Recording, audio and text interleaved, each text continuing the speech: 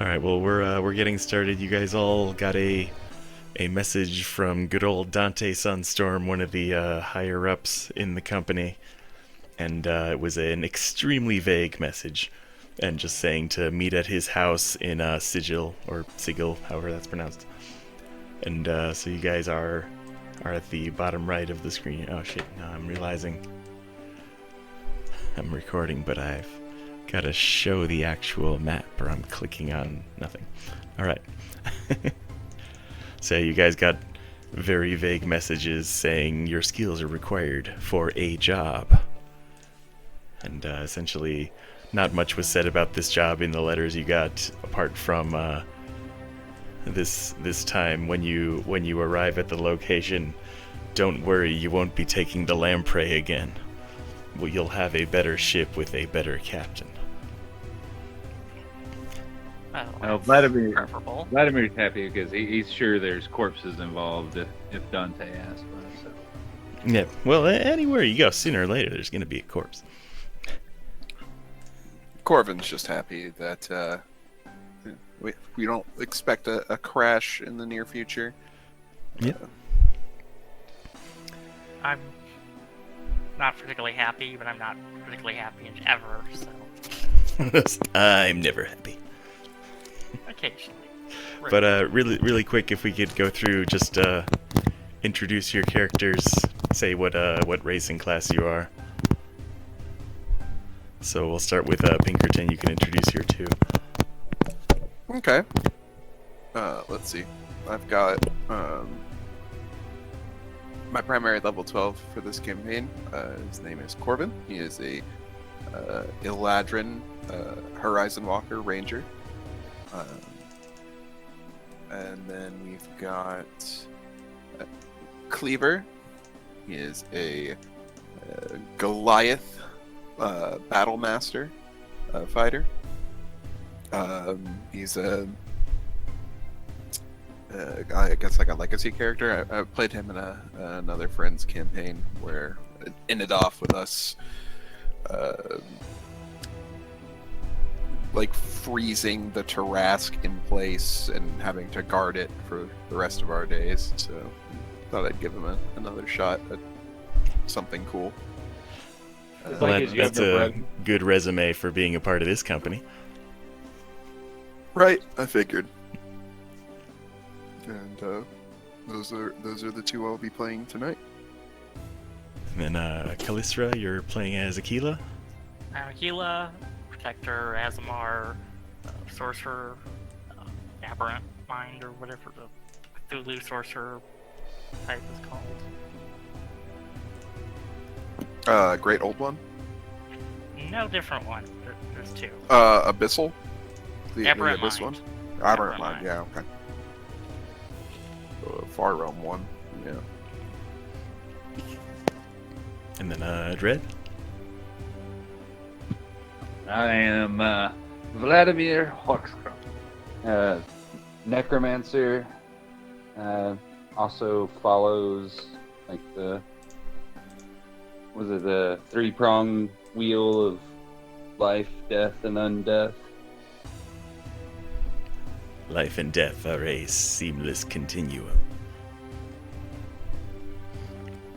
Yeah, with the undeath being the spoke in the middle that keeps everything turning. All right, so it's all part of balancing the same sort of thing, and then so yeah, guys... he's all brain. He's all brains, no brawn. He looks like he struggles even in his armor. You know, even though it's like mithril and pretty much weightless. This T-shirt is so heavy. Yeah. And then this party usually travels with Temper, who is a tiefling paladin who has recently, in like the last few months, you guys have probably gone on one or two jobs without him, but he's usually a part of the group. And you guys have gotten your invite to Dante Sunstorm's house in Sigil. So you're at his door, and I assume somebody either knocks or rings the doorbell. Sure, I'll ring the doorbell. I have my skeleton knock. It's a backwards doorbell that goes dong ding. Oh, Hipster. Didn't expect that, did you? All right, but so at the door, the person who opens the door is a half elf. Her name is Arona. She's got sort of dark skin and pink hair, and she says, yes, you're the ones that Mr. Sunstorm was expecting. Please come in." Just sort of gestures you in and sort of points in this direction and says, "The master of the house is currently finishing up with another job, but your other colleague is waiting for you at the table." Thank you. And she does ask, "If I can get you anything to drink or eat, do let me know, and I'll be happy to get what I can." Good to know. Cleaver will nod and just be like, "Thank you. I'll have an ale if you have any on hand." All right. Well, she's able to very quickly grab out of her pocket a sort of a blue crystal wand, and she's able to swish it around, and a mug of ale appears in Cleaver's hand, and it is filled to the top. He just looks at the mug with like a look of surprise and just looks back at her and says, "Impressive." And then Don't worry, it's real. It's normal ale.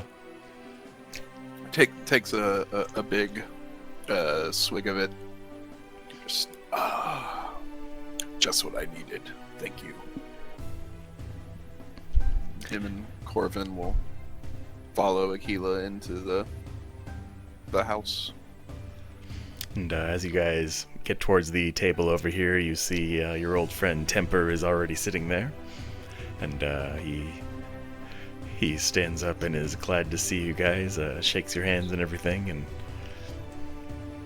said, "So, have you guys been briefed about the mission yet?" Nope. Not quite. Working for Dante, am I right? Yeah, it's normal, right? Yeah.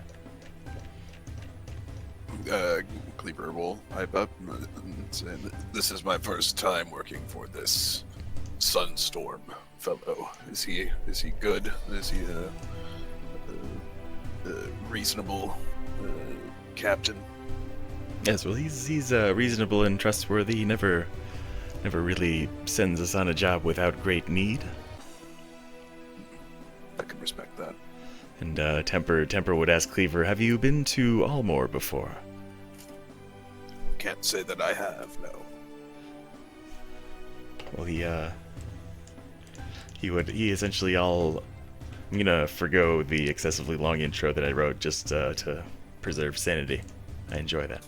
But Temper would sort of explain the situation in Allmore, that it's a world that is still recovering from a conflict called the Clockwork Wars.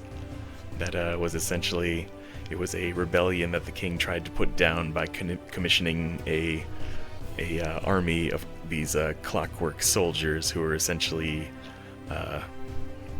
just soldiers that are made out of metal, and they have like essentially like a magical power source.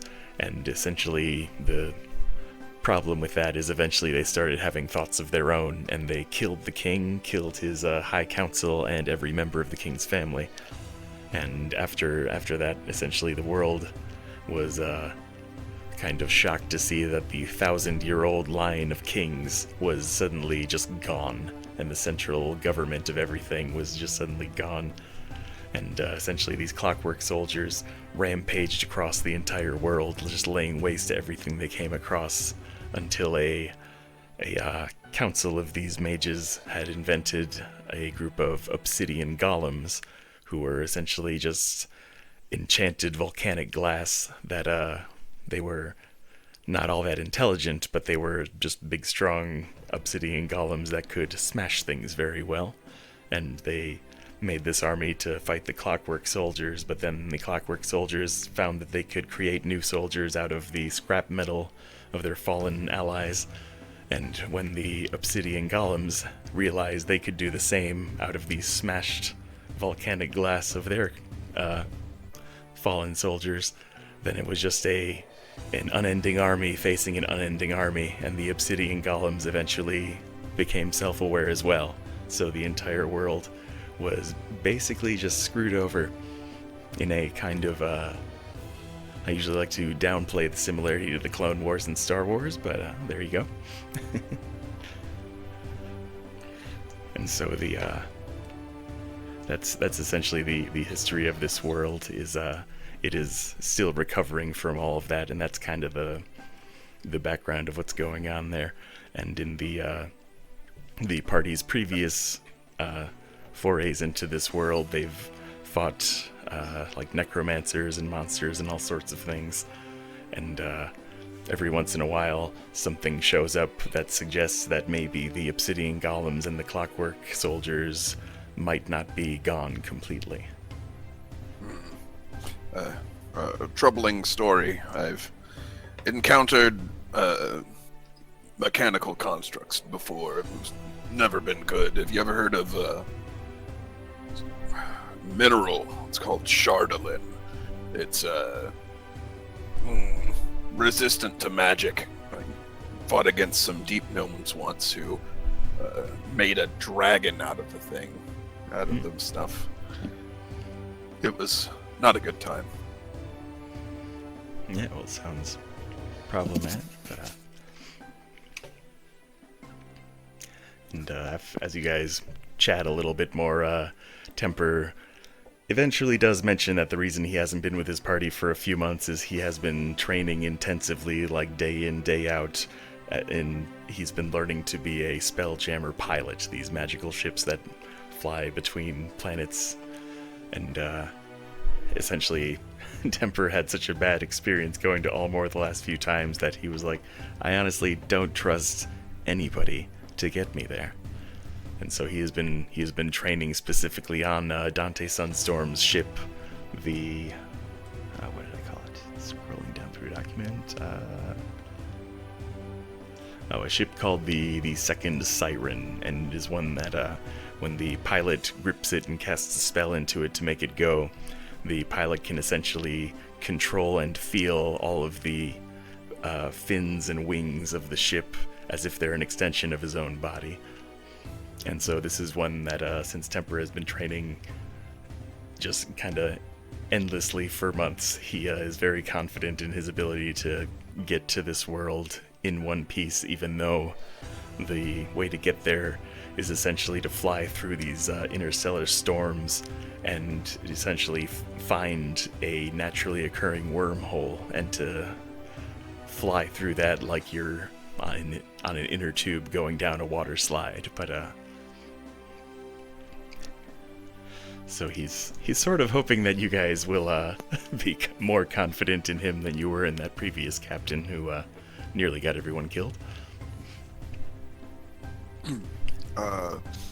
Cleaver will just kind of nod and then say, I understood maybe half of what you said, but if you seem confident enough, so I trust you on that. But... Well, I've been flying this ship for months, and I've never crashed, never had an issue, so I think we should get there fine. Well, as long as you land us on something we can survive on, everybody can just jump into my bags of holding, worst case scenario. We'll be safe in the bag. You get thrown out, I don't know. You may not be totally safe, but you'll have good company. Just hanging out in a bag of holding. It's okay. It's like a bounce house in there. It's fun. Aren't your bags of holding filled with skeletons? Yeah, like chicken. Oh yeah, Vladimir's been collecting corpses in the various previous campaigns. Don't think anytime I'd like to we be in your bag of holding. Beef or ham or chicken, yeah, he collects bones.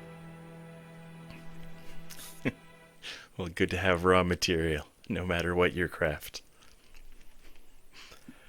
But after a bit, the servant does bring you guys, drinks and some little finger foods probably. But eventually, Dante Sunstorm does come down the stairs and seems very relieved to see you guys, and goes to the head of the table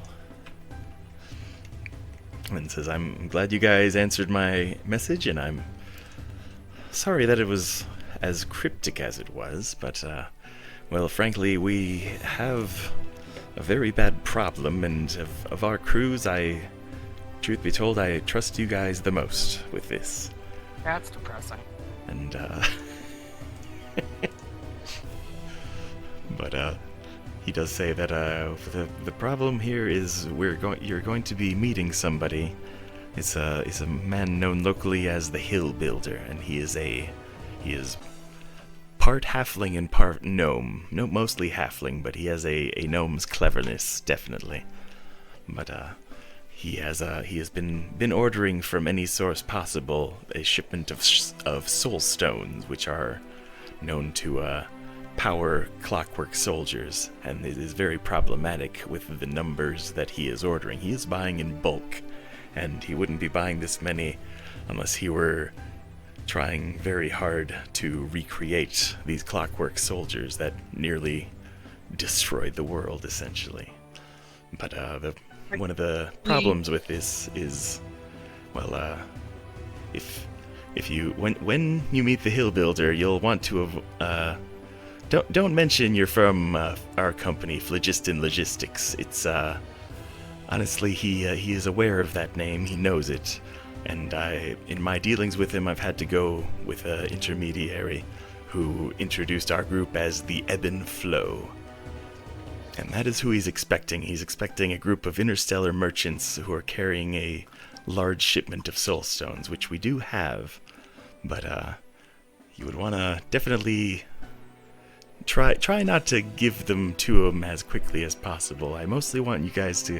You're mostly on a fact-finding mission. See what he's up to, and if what I'm worried about is happening, then I would suggest don't openly engage him. Just...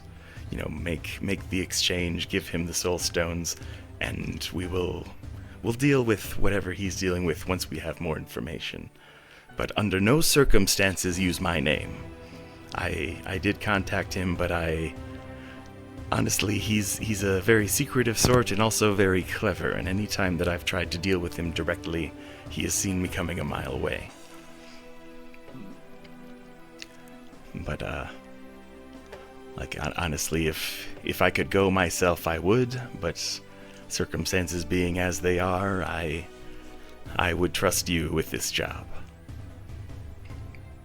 And honestly, I wouldn't trust the Hill Builder much at all, but one thing we can trust is he desperately needs these soul stones. And without these, that he will not be able to continue his work, and nothing is more frustrating to an inventor than a lack of crucial materials. But you're saying if we find something suspicious, we should just give him the soul stones anyway? That seems... Well, if you can keep them from him, that would be ideal. But I have a feeling that he wouldn't let you into his workshop unless you gave him what he was looking for. And one thing, he is very proud of his work. So if you give him what he wants and don't give him any trouble, I do think he would, if you can talk your way, if you can, just show an interest in his work, I think you could have a chance of being let in and actually see a little bit of what he's working on. Sounds reasonable. But honestly, it's hard to know what to expect with this guy. So, well, you guys have gone through a few jobs recently where you seem to be a very adaptive group, and that's really what I need here. Well, I can't speak for myself, but personally, I am very intrigued. Just the very mention of a gnomeling, I guess is what you call it. I think that's the word. Yes. That has me interested. Yeah, that skeletal structure's got to be different. Yes, well, he has the look of a either a stout gnome or a skinny halfling, I suppose. but also But I will. very I clever. will also feign interest. I will feign interest in this clockwork mechanisms as well. Yes, well, if you show curiosity more than fear when the subject comes up, that'll be something that he is not familiar with. Most people in Allmore, they remember the Clockwork Wars. They only ended 20 years ago, but most who remember them, they consider anyone working with robotics to be essentially, that's their idea of just the worst heresy. They see that sort of plan, that train of thought, as the sort of thing that almost destroyed the world, which it almost did. I think the real issue is they made a bunch of them and didn't QA check, but you know, what? Yes, well, the original designs actually were for exosuits that gnomes would wear, but eventually they, in the Great War that they joined, they essentially they ran out of gnomes willing to pilot the exosuits, so they had to adapt the design. And so once they took gnomes out of it and gave them essentially independent thought, the independent thought led to a questioning of why should we take orders, and then they sort of developed a hive mind, and they started thinking both independently and with one mind, which was extremely problematic. That sounds like a lot to deal with.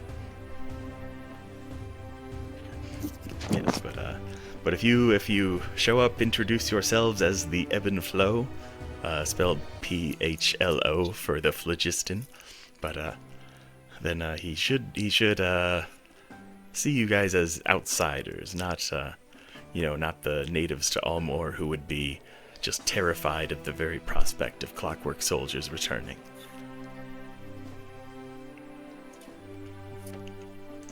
That we can do.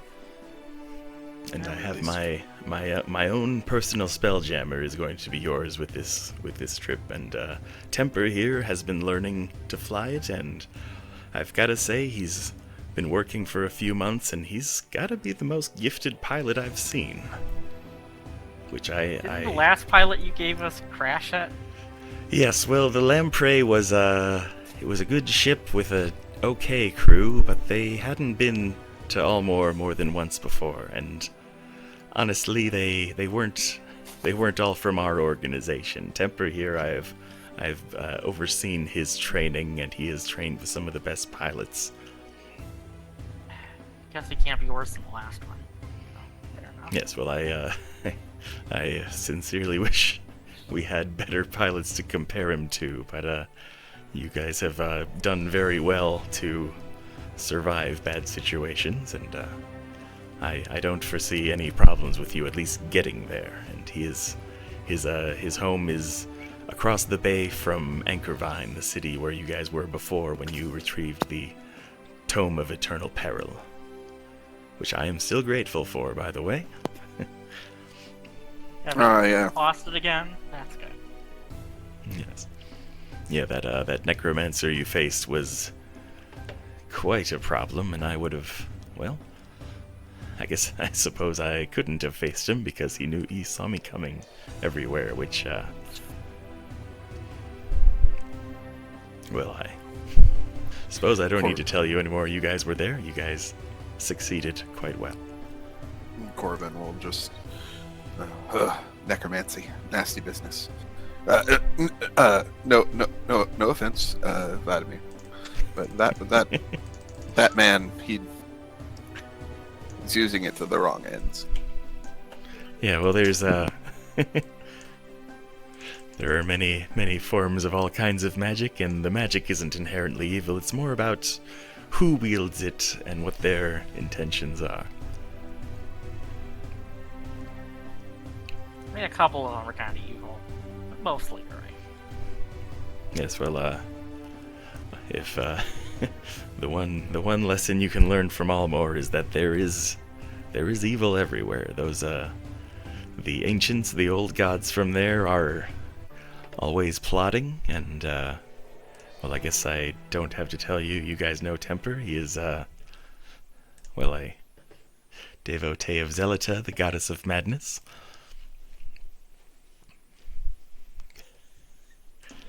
But anyway, the ship is all prepped and ready to go. So unless you have further questions, you can set off right away if you'd like. Any shopping anyone needs to do beforehand? No, I think this is good. We are getting paid for this, right? Yes, definitely. I will. We can definitely discuss a price upon your return. I part of this job is I don't know exactly what you'll be facing, and I will definitely accommodate you with every bit of what you deserve upon your return, which I have no doubt you will all return. Well, one of us does. Oh, that's it. Shall we be off? Yeah. Friends and compatriots and other people. Sounds good to me. All right. Well, then we can move on to you guys getting on the Spelljammer. The ship, the Second Siren, which is essentially a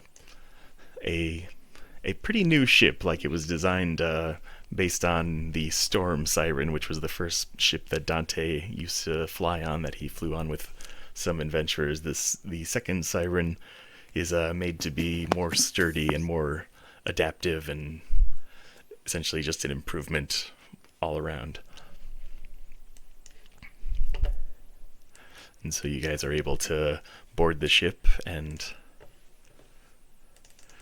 Temper takes the wheel, and you guys fly off, and I need one more token there. And so one thing you guys would notice based on your previous flights on Spelljammers is that this one seems like very fast and very maneuverable. This would be Cleaver's first time on a Spelljammer, so he'd be like, "Oh, incredible!" Well, does he have a history with being airsick potentially? I mean, I know this is going in space, but no, he's okay.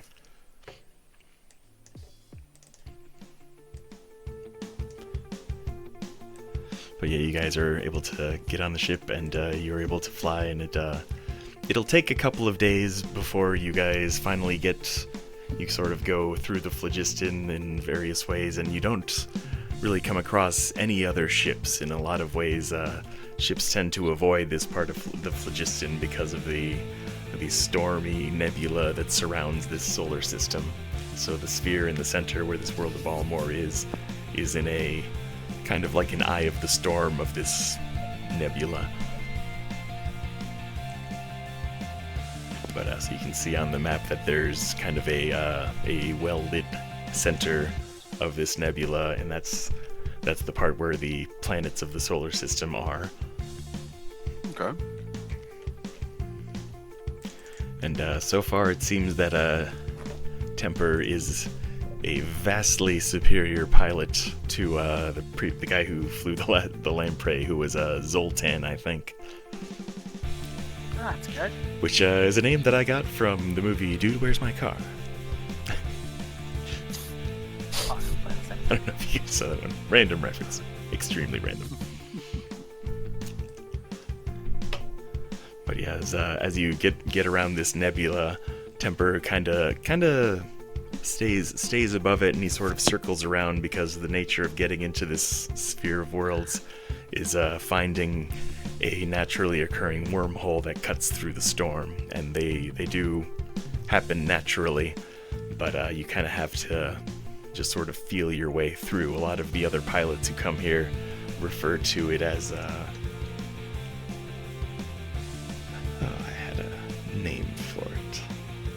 Oh, they other pilots and captains, they kind of refer to it as the blind gauntlet, because going through this wormhole, there are times where essentially your eyes are absolutely useless, where you kind of just have to feel your way through the storm, which might have issues with your confidence in your way to get there, but so far everything's fine. But as you guys travel,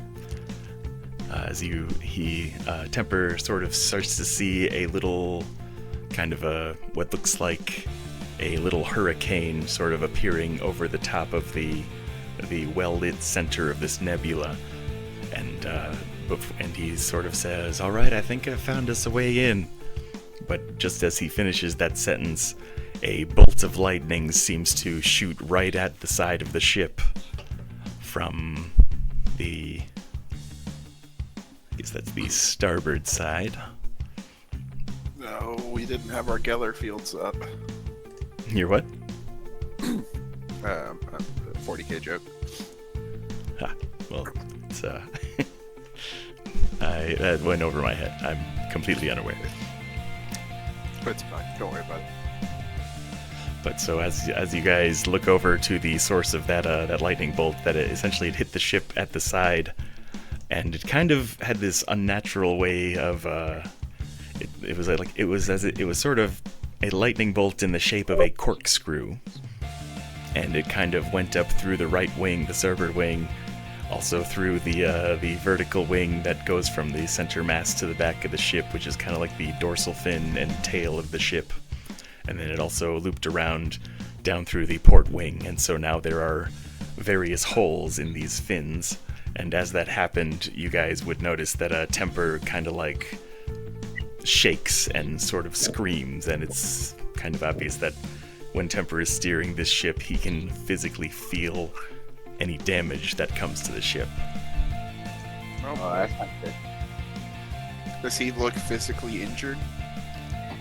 He himself, he does not look injured, but it's more that he feels it as if, like, he had a corkscrew of lightning go through his arms and head.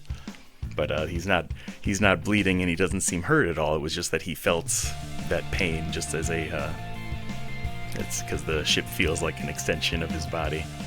And you guys see over here a large reptilian winged creature that has a staff. Oh. And we need to roll for initiative.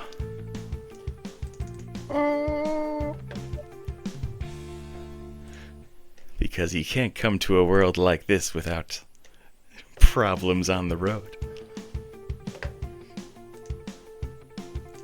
Yeah, I'll take that. Alright, this is for Corbin.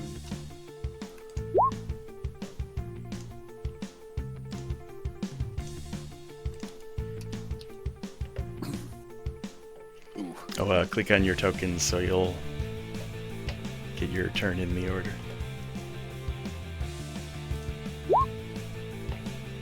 It Didn't. Or here, I'll add you guys to the order. Yeah, my mind didn't. Which I recently did change over to the updated Roll20 user interface. Which I had really hoped that they would add the whole you can put folders in the page toolbar to organize your pages, because my other campaign I have more than 100 pages and I'm so tired of scrolling through them every time. They're still adding stuff, so maybe. Yeah, well I guess the version I'm using is like their test version. Yeah. So they've said. I sincerely hope, and I knock on wood. You can message them and yell at them to say that. Oh, I already sent them a message that in retrospect I'm like, maybe I was a dick, I don't know. I guarantee they've seen worse. Yeah, well, probably. Well, the thread for people asking for folders on the page toolbar is 8 years old, and that's much longer than I've even been playing D&D games. Wow, God, yeah. But yeah, so this creature over here is essentially an Abishai, which you guys might be familiar with, you might not be, but this is a Hey, we just sort fought of one of those last session. Oh, yeah. You fought the black ones under the museum. Well, but this one is a large creature instead of a medium one, and this is one that can fly through the phlogiston as if it's just like, hanging out. So this is I'm calling it a cosmic Abishai.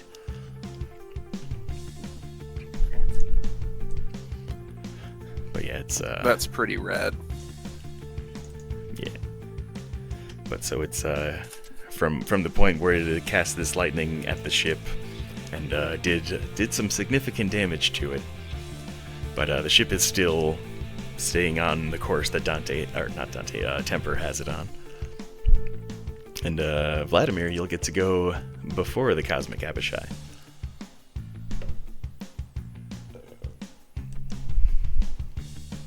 So if you want to make friends with it, now it's the time.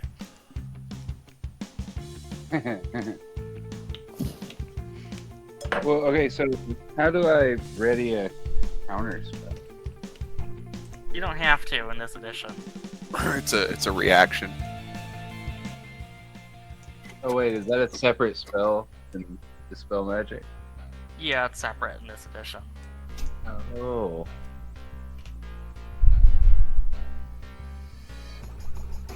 Okay. I've got it, so I can worry about that. You can focus on other stuff.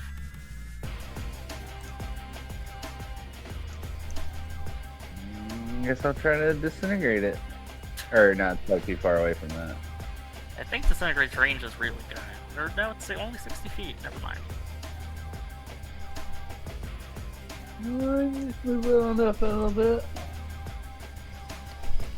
Well, you are free to move about the cabin. Yeah, I don't think it's close. You're not close enough yet. Unless you're... Feel free to walk out on the front of the nose of the ship. That might be reckless behavior, but who am I to say no to reckless behavior? Do you have a skeleton token? I'm sure I do. I will invite Mr. Skelly to go stand on the front of the ship and be a target.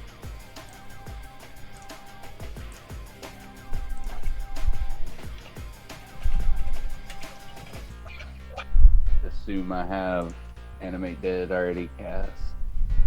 I think I do 4th level with just like the 2 or 3 skeletons normally hang out with. They're my buddies.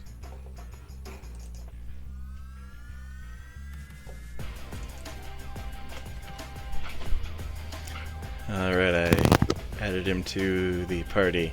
Oh shoot, I didn't make him visible.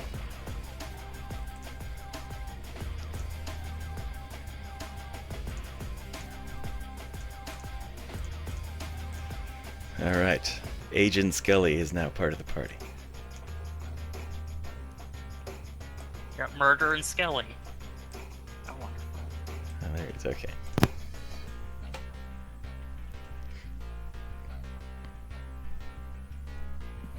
You're never gonna believe this, Skelly. The truth. It's out there. Also We a threat just that's don't destroying know the ship. what we saw. Unless it was faith, and then you just gotta believe.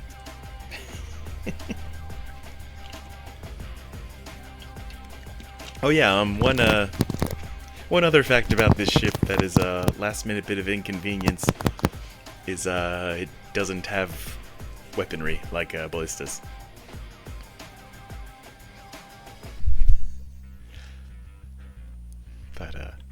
But that's what you guys are here for. Is this his personal ship, or is it his personal pleasure yacht? No. I believe the answer to that is yes. Oh, okay. It's one of those, how much of a party ship is this? Oh yeah, and then I guess Skelly, he's got a crossbow. Alright,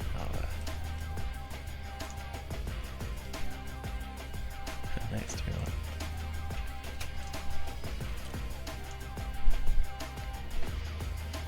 Oh, nice. He gets to go before the Abishai as well.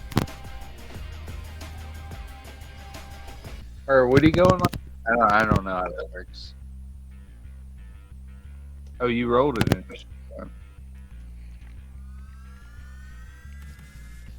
Or no, I guess. Well, whatever. Let's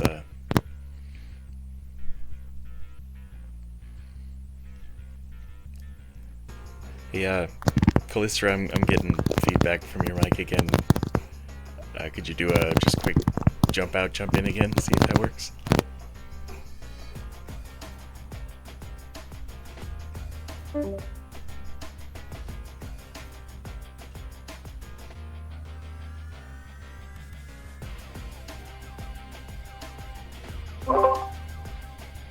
Check 1, 2. All right. Well, the age-old solution of technology: turn it off, turn it on again. It still works. It worked on my first Nintendo. Oh shit! Never mind. I don't know why it's doing that. It's weird. Yeah, I don't know. It's like issues, causing issues.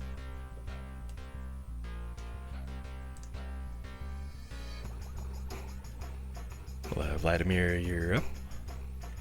Oh, you're doing a crossbow attack. 20 will hit.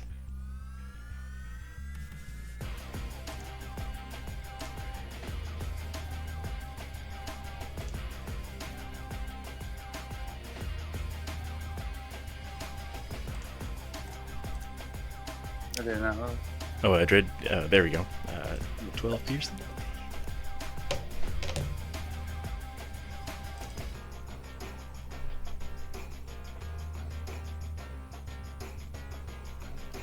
And that's our turns. Did both you and the skeleton go? I mean, I assume it's a standard to pull something out of a bag. You can still move. You might want to move just to try and get us more spread out. Oh yeah, that's fair. Yeah.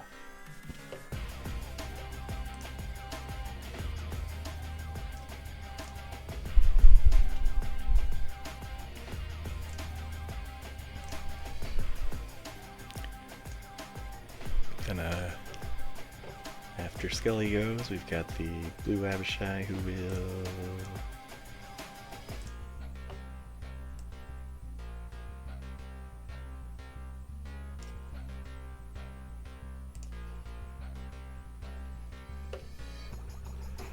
Guess he's gonna.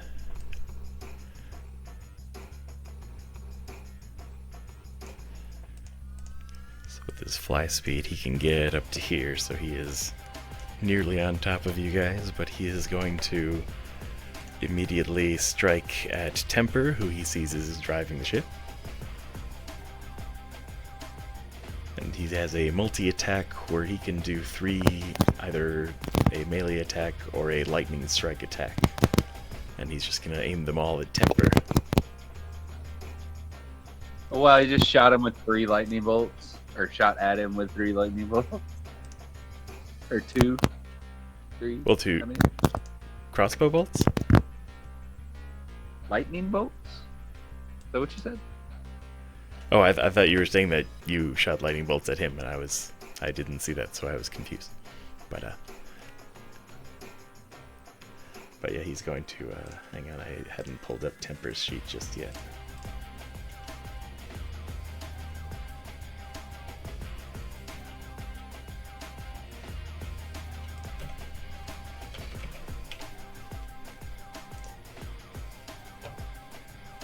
And he's a green Abishai and not a blue Abishai?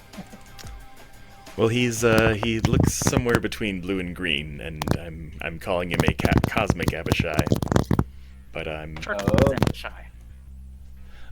using a blue Abishai sheet, but it is slightly adjusted for cosmic things. Gotcha.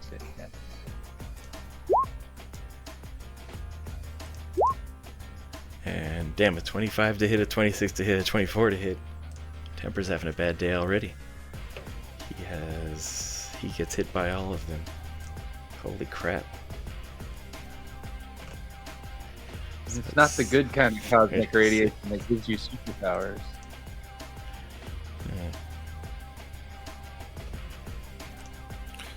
He was flying a ship at the time that he was struck by the cosmic rays. He's going to turn into a Spelljammer now. I was thinking this is getting a very Fantastic Four-ish. Yeah, I was thinking a big rock. He just becomes the thing. Turns into the thing. Well, all right. Temper is now this time when Temper says "Ouch, I am hurt," you can definitely tell he is hurt. Just hang on, I'm getting that popping noise. Let me try disconnect, reconnect really quick.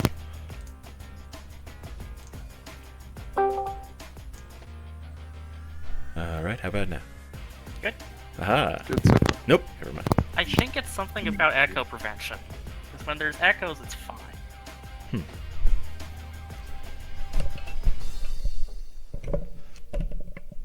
Well, anyway, we were at Akila's turn. Okay. So he's actually close now, so I can try and just shoot him with shit.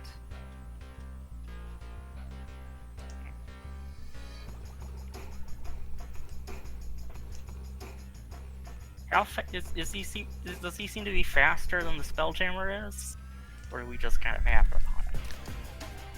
Well, he's flying in such a way that he's kind of gliding alongside of the ship. Just trying. He's riding our tailwinds, or not our tailwinds, our forewinds. Yeah. Well, the science of how the phlogiston works is, some would say, more fantasy than science. Yeah. So sure, I you don't have to understand it at all. If you understood it, it would eat you. Okay.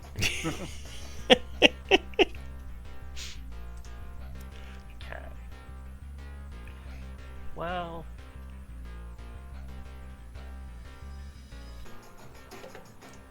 Yeah, sure. We'll go with a. We're gonna cast Tasha's Mind Whip on him. Ooh. So he has Alright. to make an intelligence save. He's 21. He rolled a 28. Okay, well, does he still take? He's strangely intelligent for something that just floats around in space. It's that dragon He blood. takes half of 17 psychic damage, if he can take psychic.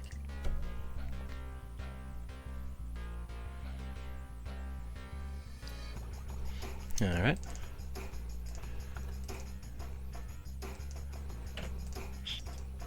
And I'm going to move myself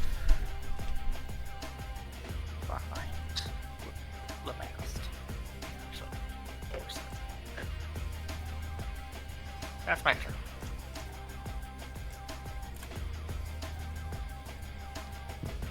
Alright, then we are at Corvin. Okay.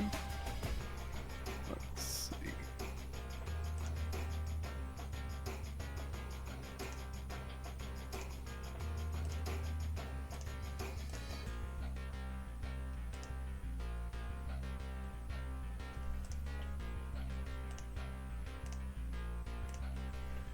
Sorry, I'm just making sure I'm doing this right.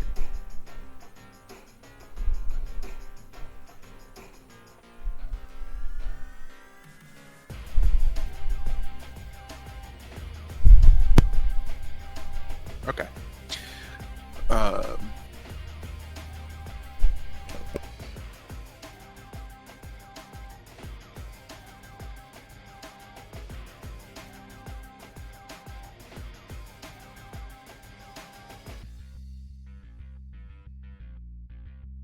Damn it, that's not what I wanted to do. Okay. Sorry. Shoot.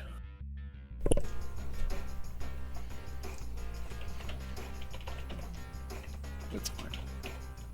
It'll work out.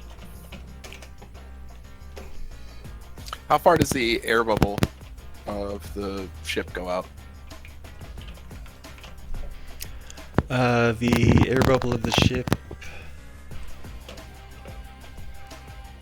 I would say it extends to pretty much the whole map. This is a ship that has its air bubble really. Okay. At least as far as the wings around the whole ship. Okay. Yeah. Okay. Cool. So. Yeah, that would have been one of the upgrades that Dante Sunstorm would have been like. We need a bigger bubble. Corbin is gonna run forward to this little skelly man here. And he's gonna draw his +1 rapier and lunge forward as if he's gonna attack the skeleton, but will instead bit over here 10 feet off the side of the ship and stab into the Abishai. Let me roll that attack. Does Corbin have like wings or flight or anything? Nope. Damn. But he's got a trick. He's got something he can do. Thinking Matthew McConaughey in Rain of Fire. Yeah, basically. Let's see. Is that the one where they fought dragons with parachutes? Yep. That was a wild movie. Ooh, Yeah. that was in that one. He's gonna immediately follow it up by dipping over here 10 more feet. Hey, there we go. Much better. Nice, yeah, 30 definitely hits him. Okay.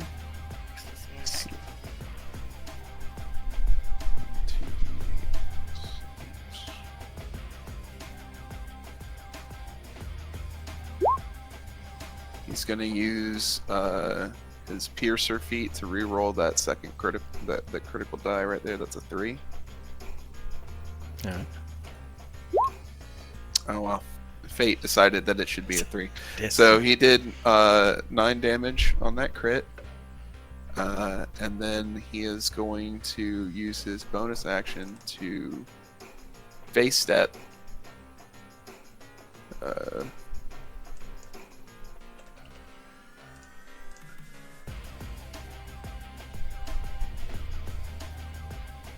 Over to here. It's a Oh shit, it occurs to me I didn't give Temper a turn in the order. He wants to be roll. included.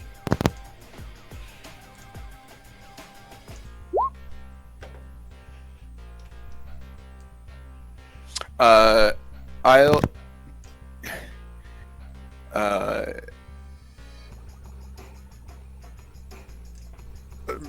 I need the Abishai to make me a wisdom save of DC 4 plus. Sorry. It's a DC. Ah.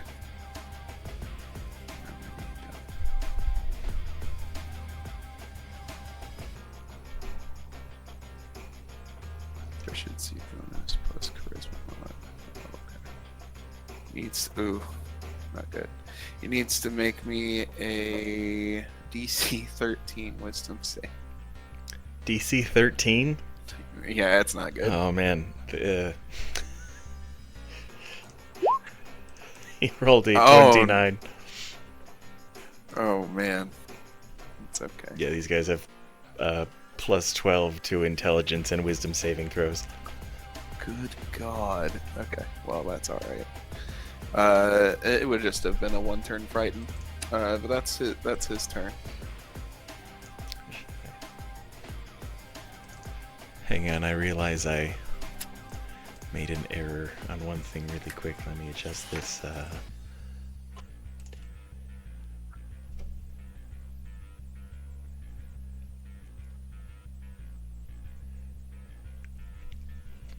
Alright, well,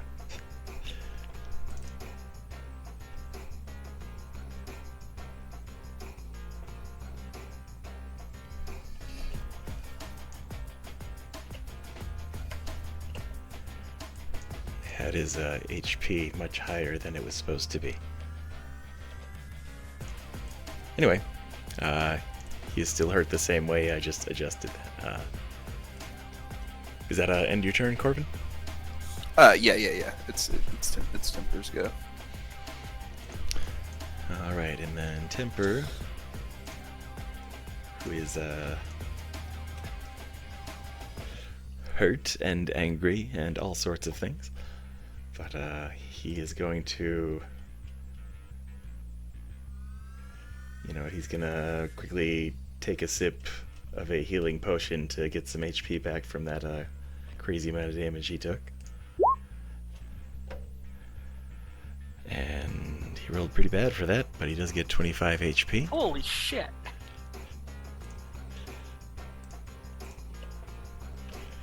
That hurts. Yeah, for a potion of superior healing, that's 4 ones. But he does do something where everybody is going to need to do a quick acrobatics save, because he is going to wrench the ship to one side and try and ram this guy. But acrobatics save? Yeah, acrobatics for everybody.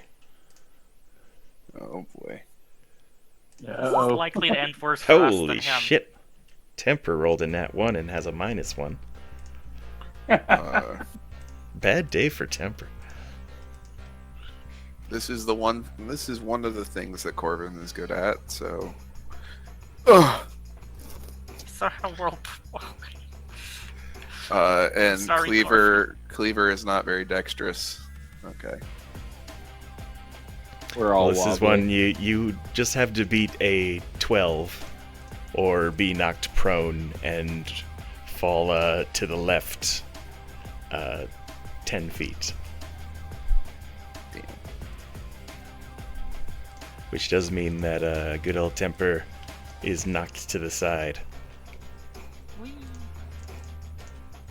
But he does hit the Abishai with the bow of the ship. And that will do... Oh yeah, this is one where I'm gonna roll my real life die for epic stuff. Damn. Unless you'd prefer I roll those die on the game. No, you're good. I was gonna do something, but I'm gonna save it for later.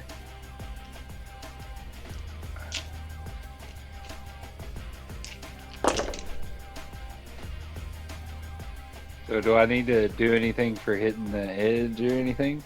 Well, there's a sort of a guardrail on the edge, so you would just run into that and be knocked prone. Alright.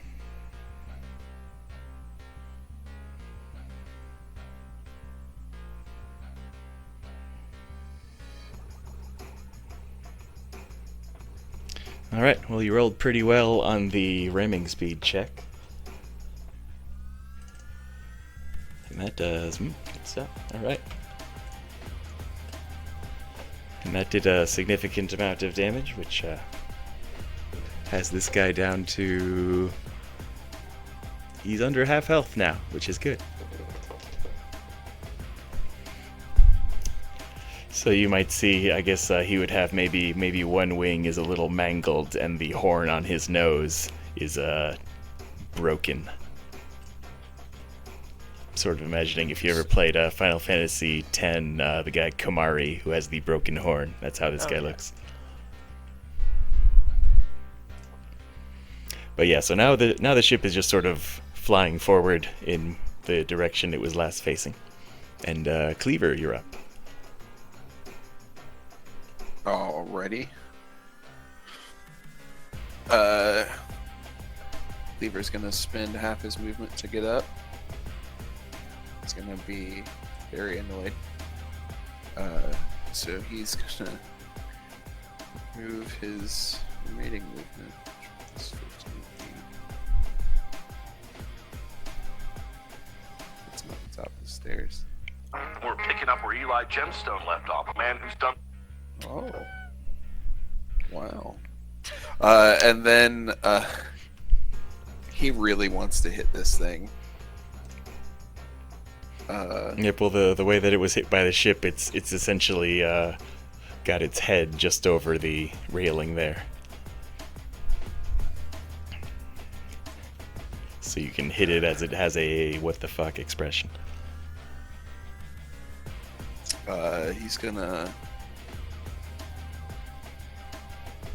He's gonna click his heels together as his winged boots. Come on. There's no place like combat. He's gonna fly over here. Does he have boots of flying? He has winged boots. Nice. And he used his action surge to dash.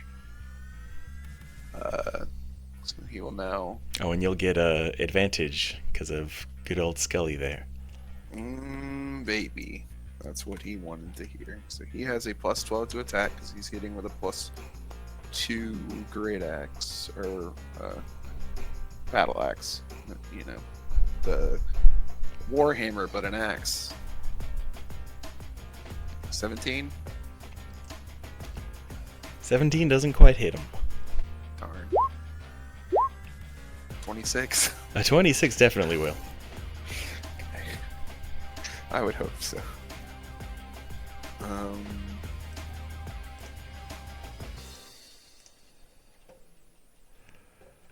Let's see.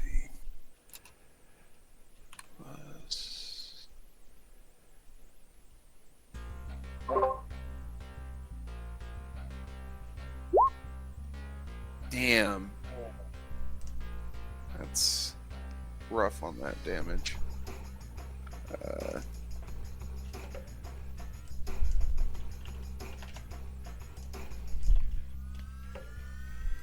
Hang on.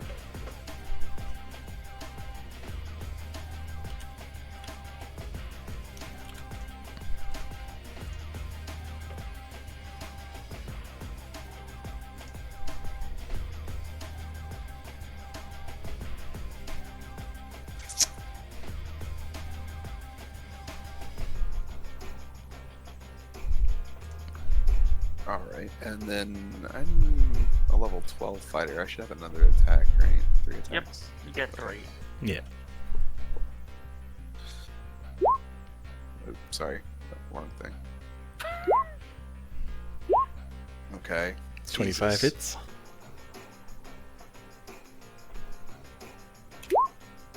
Oh, slightly better. 2 hits for 19 damage altogether.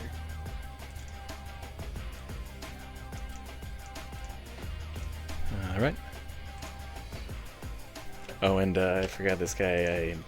He's got a legendary action that he will use at the end of that turn. He's going to do a teleportation, and we'll go up to. He can get up to here.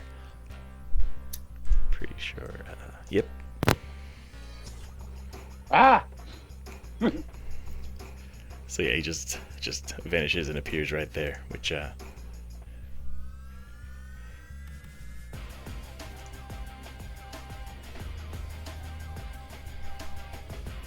for simplicity's sake, I'll say when you're using the winged boots, you're also sort of in the ship's wake or whatever. So I guess just because of my own laziness, I don't want to have independent bodies moving at different speeds. I guess since nobody's at the wheel, maybe the ship is kind of dead in the water now. But Well, without yeah, I the think water, that's how it's supposed to work anyway.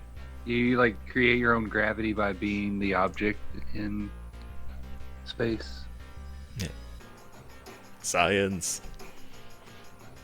Well, it's like you have to like push away from it. Like you put a lot of force to get away from the gravity that holds you to the spell generator. Like if you drop something off the side, Yeah. it'll just be stuck to the bottom whenever you get wherever you're going, and then fall off the side. Yeah. Well, and you guys are far away enough from any other large object that you'd be mostly using the Spelljammer's gravity in that case.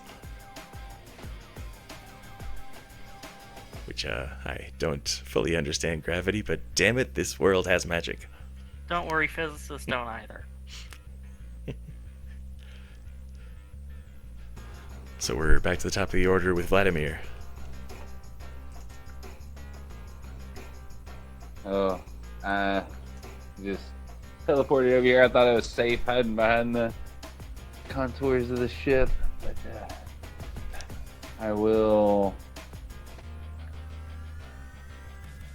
I guess, quicken disintegrate.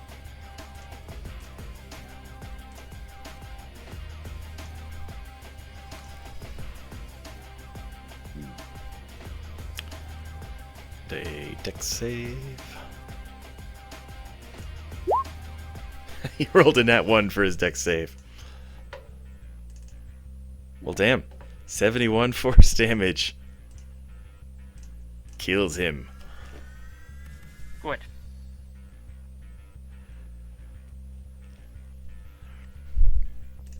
We even So- get to keep the ashes. Or no, wait, something cinematic happens instead of him dying. Sorry, I forgot about that part.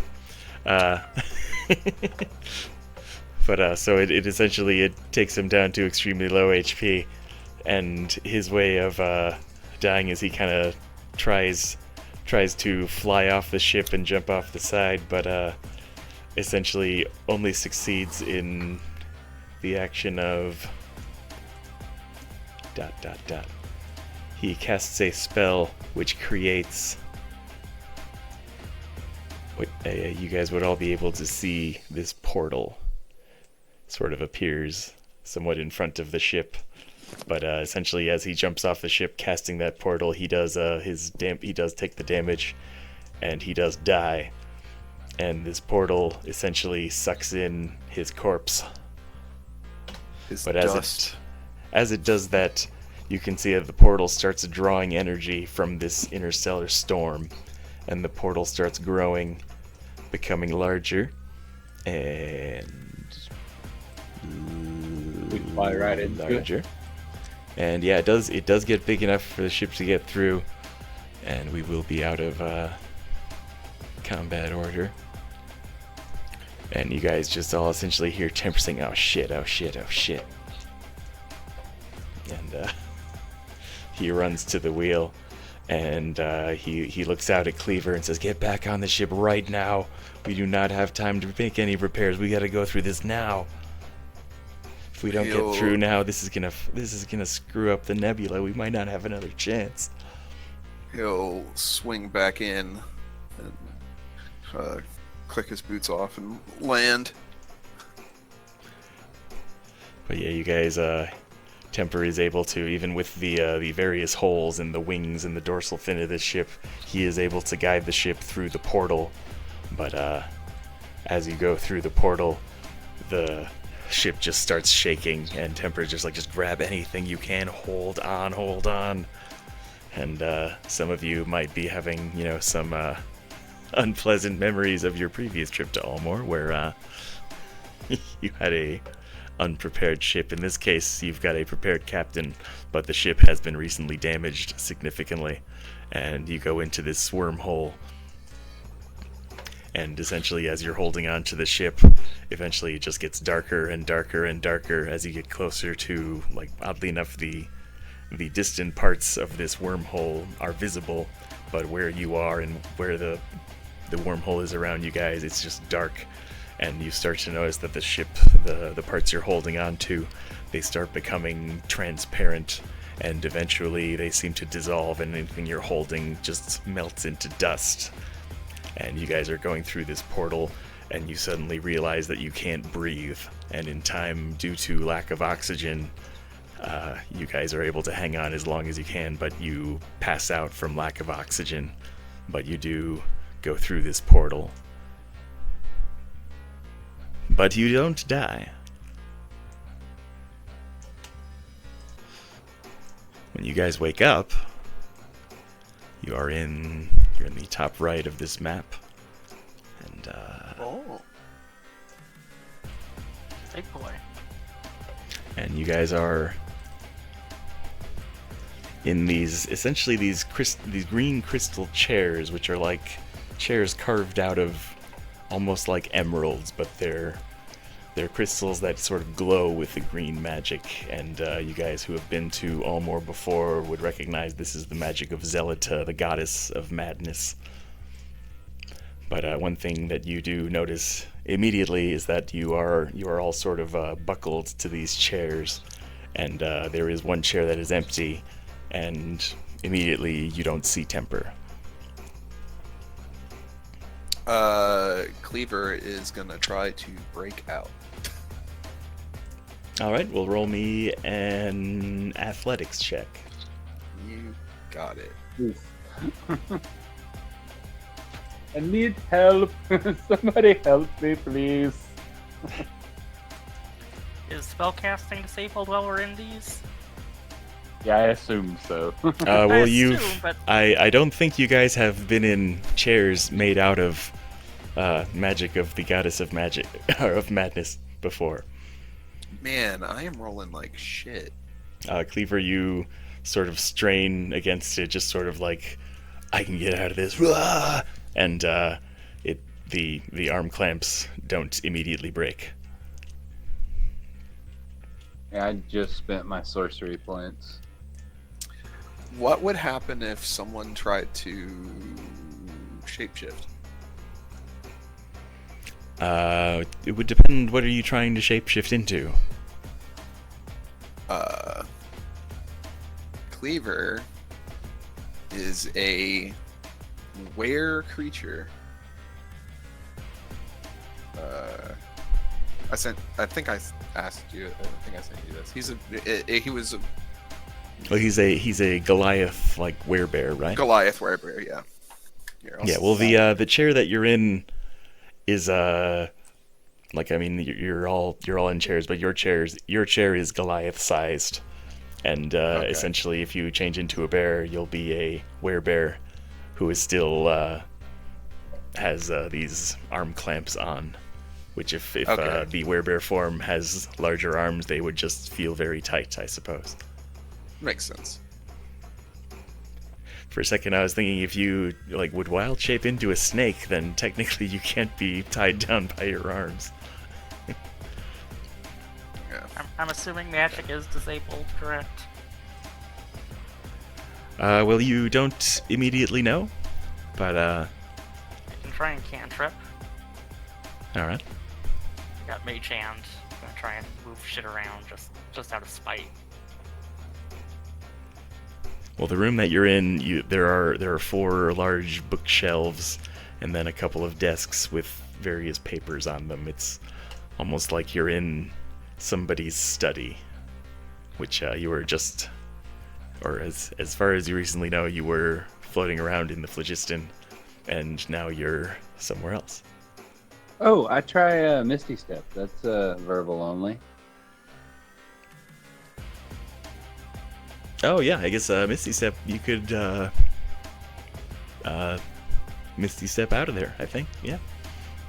Did they take our gear, or are we still? Well, oddly enough, you guys just wake up in these chairs and you've still got your gear. Okay. Oh no, we lost Mr. Skelly. Darn. Yeah. Well, Scully did not make the trip with you, sadly. But Let's actually, just make with a new one thing with the Misty Step, I realize it's a 2nd level spell slot, but you essentially don't need to use that because in a minute Temper shows up, having broken free of his bonds before, so you don't have to spend that spell slot. Although that was a clever way of getting out of the chair, I hadn't thought about that. Yeah, I was about to do the same. I've got something Yeah. similar. Yeah, I was Well, like, oh, what do I have that doesn't use anything but verbal? Healing word. Well, that's not going to be useful. Well, Mold Earth. Temper does come in, and you guys might remember he is a paladin, and his patron is essentially this goddess of madness, who has it's been very problematic for him in his lifetime trying to be a paladin, but also a patron of the goddess of madness. But he is able to essentially use that connection to essentially take the power out of these chairs, and with that he is able to break the bonds, and you guys are able to get out of these chairs. But Temper does explain. Listen, you guys, I couldn't get you to wake up before, and I went a little bit ahead, but we seem to be in some kind of a labyrinth. There are bookshelves everywhere. It's part library, part labyrinth, and well, honestly, we're definitely not alone in here. I mean, somebody put us here. I know we just drifted here, so makes sense. Yeah, well, I did my best with what I could, but I honestly passed out from lack of oxygen. Honestly, I know I said I was confident in my abilities as a pilot, but, well, this is embarrassing. Yeah, don't drive through weird portals next time. And you guys, he's like, well, I didn't want to go through that one, but when there's a portal that size, it tends to stir up the whole nebula. And, well, if we didn't go through that portal, we might not have gotten another opportunity for a few months. So if we are in Allmore, which I think we should be, might be trickier to get out than it was to get here, but I can't be sure where we are.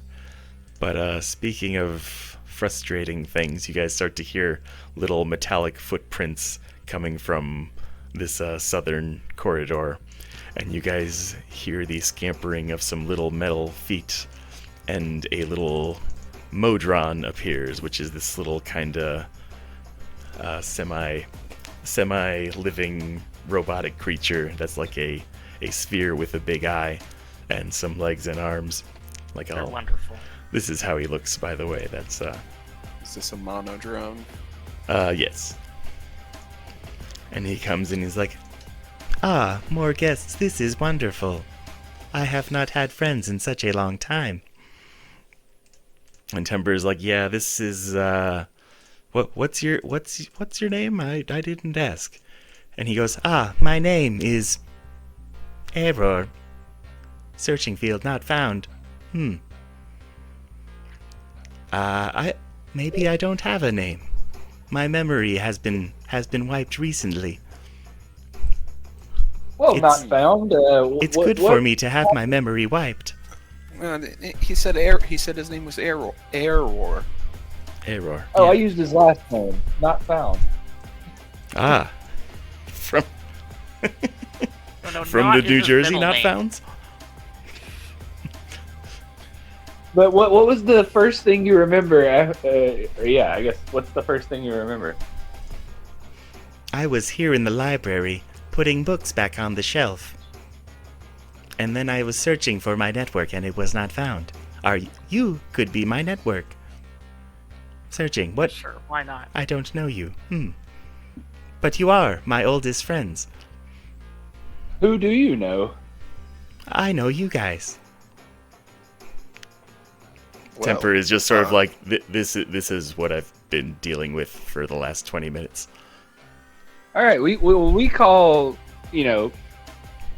persons such as yourself interns. So we'll just refer to you as intern from now on. Intern. I think I like this name. Is it a title is it a well-meaning title? Is it respectful? Not yes, especially. it compares- I mean, There's yes. many meanings. I have never been so well respected. If a tear could roll down my cheek, it would. Well, intern Error. Do you know anything Internal about this place? error. I like that. But he goes, I believe I am in charge of this library. Do you have a library card? Not for this one, unfortunately. Let's see here. I'm bound to have some kind of library card. Like, for real, I'm sure Sigil has some kind of library card system in one of their mini libraries. Like, I pull out a library card. Wait, this is which character with a library card? Vladimir. The wizard. All right, well, roll a deception check. He will come and scan your card. But he is highly suggestible. Aw. I do not recognize this card. Perhaps I can issue you one, but I do not have... Relevant data not found. Well, to be perfectly honest, I don't have a library card either. Let's pretend I never asked. And he just starts walking this way. I'm gonna Works look for at the me. desk, see if there's anything on there that tells me anything about this place. Yeah, I'm gonna start searching. Yeah, too. do, if you guys want to check those desks, do an investigation check.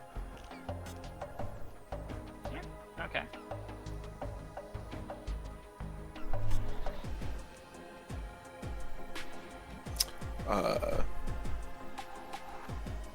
Corvin will join in on that.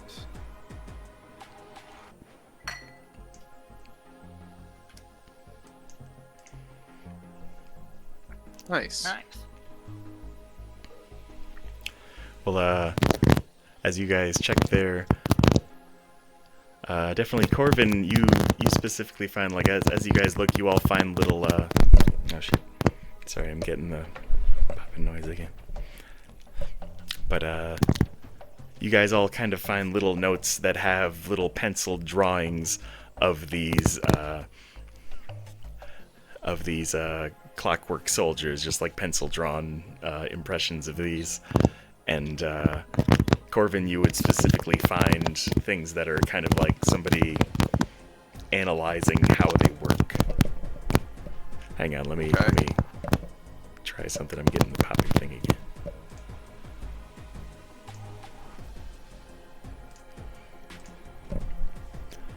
But yeah, these desks, they mostly have just notes specifically on these clockwork constructs that were these soldiers that essentially killed the king, dismantled the government, and threatened the stability of the entire world. And this is definitely like diagnostic notes of somebody who wants to know what makes them tick. And there are several instances where somebody has written down the phrase soul stones and has underlined them and also made notes of how hard they are to find in this world. Probably This take seems us. to be the relevant stuff. He'll gather up as much of that folder and as he can and put it into his bag of holding. I'll do the same. Yeah. Put it in his. I don't have one.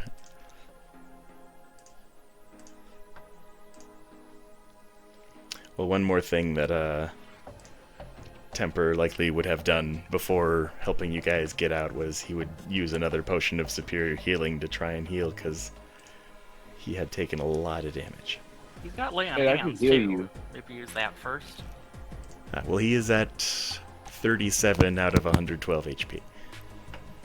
Lay on hands should give him 60. Alright.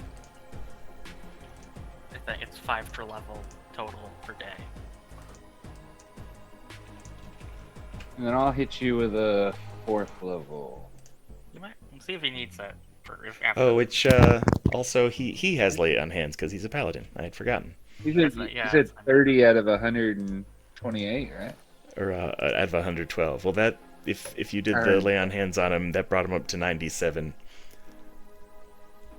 So that would be, he would use his lay on hands to heal the remaining 15.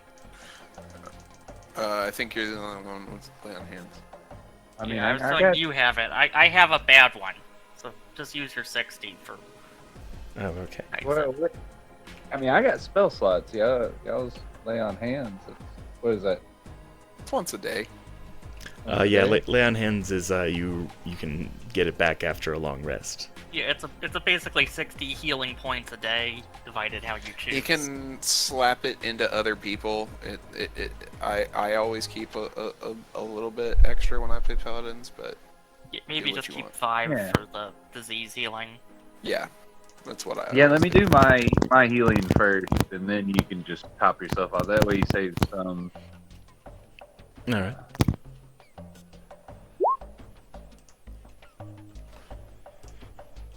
Third one, too.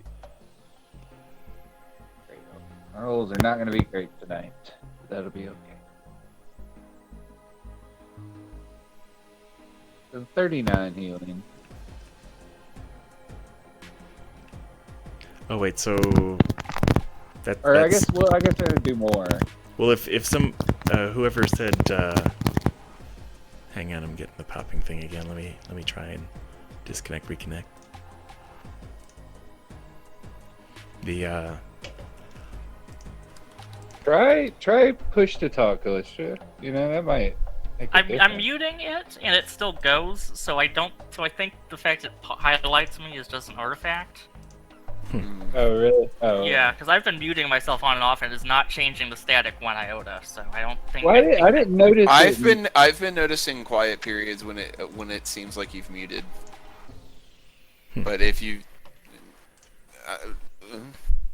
I don't know. I didn't notice until Pinkerton said something. But every time the static is there, I do see your mic light up. Yeah, it lights up, but if I mute, it doesn't seem to help. I Fiddle thought with it settings helped. to see if there's some issue. Well, Wait, I don't notice it when you're talking. So I assume that if you go to push to talk, you have to activate your mic with the push, and you'll be talking then. So maybe we wouldn't hear it at all.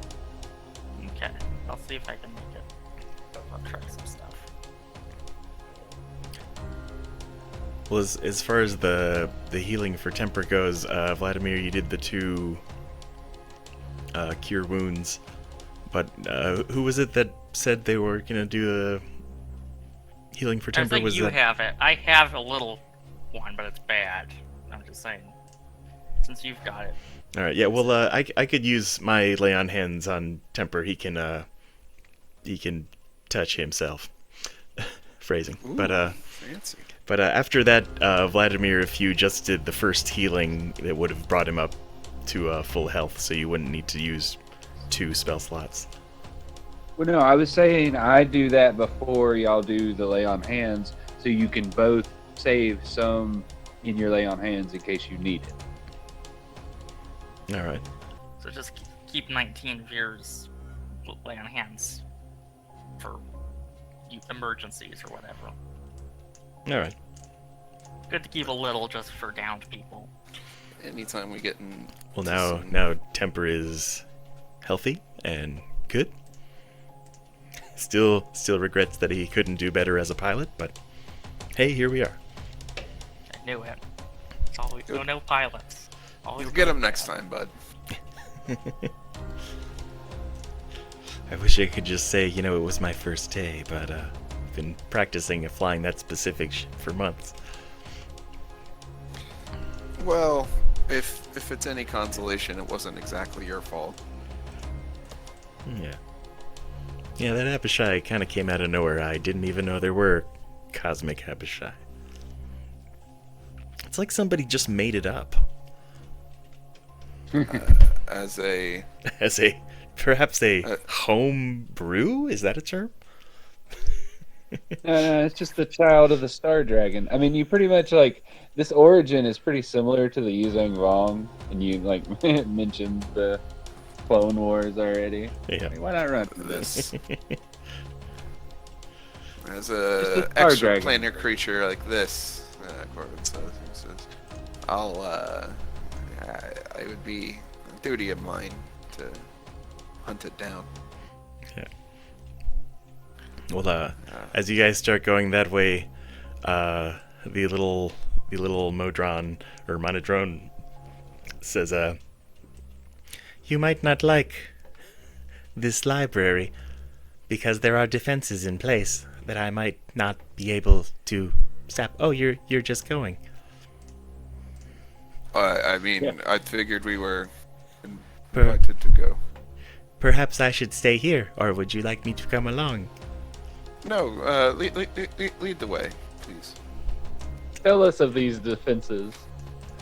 Well, I am here, and I don't think I'm the only thing that's here, but I would defend this place with my life. My whole life, all I've done is defend this place, and my life has been at least 3.4 hours. Well, that's, I am the oldest of my kind as far as I know. And Temper's just like, I've been listening to this. It just gets more depressing the more questions I ask him. Maybe we'll meet more of you later. Wouldn't that be nice? More of me.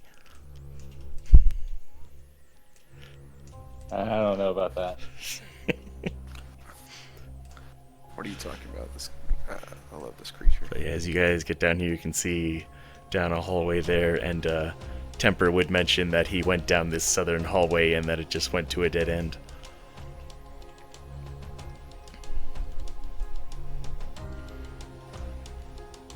But one thing you would notice is that there are, bookcases. Like I only have so many bookcases because they're separate from the map, so they're individual icons, so I don't have them on all of the walls, but you can assume that there are bookshelves wall to wall. What's up But with the they're- book laying in the middle of the floor? Yeah, well, there are also, wondering- you would notice that there are just sort of like books thrown about. So, good old Error intern has been keeping up this library, but not very well. So he would Oh, so stop it's at just, this like, book random. and pick it up and just sort of look for what place on the shelf to put it. But he definitely seems like he is a very slow operator at that. Like he is almost, it's like he doesn't know whatever sorting system there is working here, if there is one. Because he had his memory wiped. Yeah.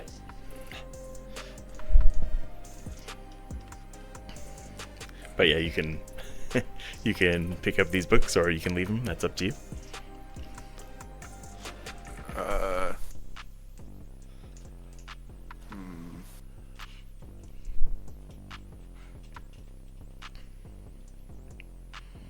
Check through the titles, I guess. Look like there's any pattern or anything to the ones thrown about or missing or anything like that. Well, if you look at the shelves, they seem really just haphazardly put up. Like there doesn't seem to be any rhyme or reason to this sorting system. And so this is probably the issue that has caused your new friend Error a lot of problems, and maybe it's just this sorting system that has led to so many problems that he's had to have his memory wiped to forget the chaos of the impossible task before him. What about the subject material? Is it just like random like clockwork and crafting and like pattern books and stuff like that, or because I speak Infernal, I speak all the deep speech, all the dark languages. Well, there are books in just about every conceivable language, and some of them seem to have like there are a good amount of them in common, but then there's also a lot of them in Abyssal, which seems to be a repeated language in these books. But you would see some in Sylvan, definitely. But a lot of them are just like sort of talking about different monsters and different magical techniques, and also like different techniques of building things. So whoever's library this is, they have an interest in destructive monsters and in crafting either magical or other sort of mechanical items.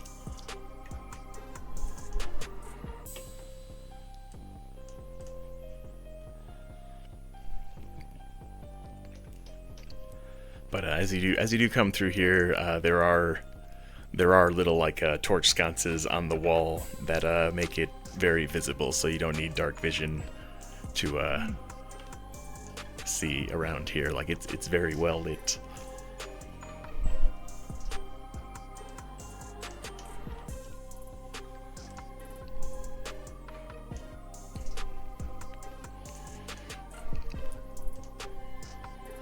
But yeah, going through here,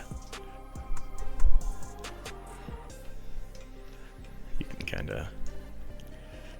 Temper would be kind of curious about the whole place, like not knowing where he is. But he does suspect that you guys are at Allmore, that's the world that he is from. And so when he looks at these books, he's sort of noticing that these are like the ones about monsters are about monsters that are from his world, essentially. Like, most of the stuff he sees is at least somewhat familiar. At least the ones he can read. He can speak Abyssal, Infernal, Sylvan, and Common. So, like, the Abyssal ones he can read, and there's a lot of them that are speculations about the old gods, the ancients. And so there are even a few about his patron deity, Zelita, goddess of madness,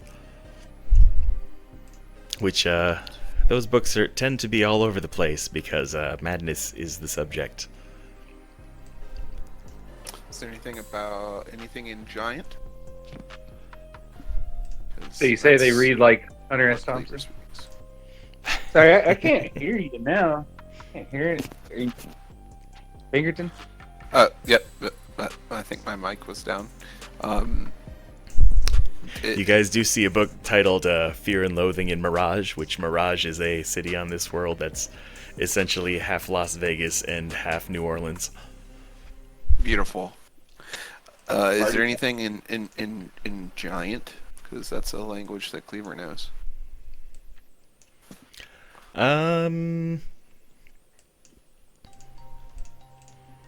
Yeah, I suppose, like, this is a pretty extensive library, and so once in a while you might see a very large tome that's in Giant.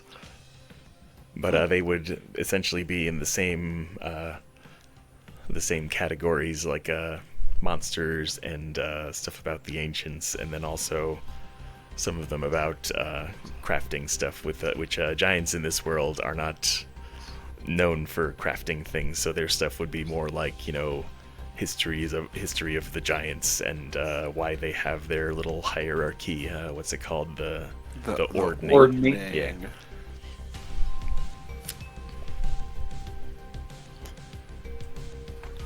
Cool. He'll glance at them, nod, and move on. 'Cause he's not the brightest. Probably go over his head. He's not a fool by any means, but he's got 10 intelligence. But just not his thing.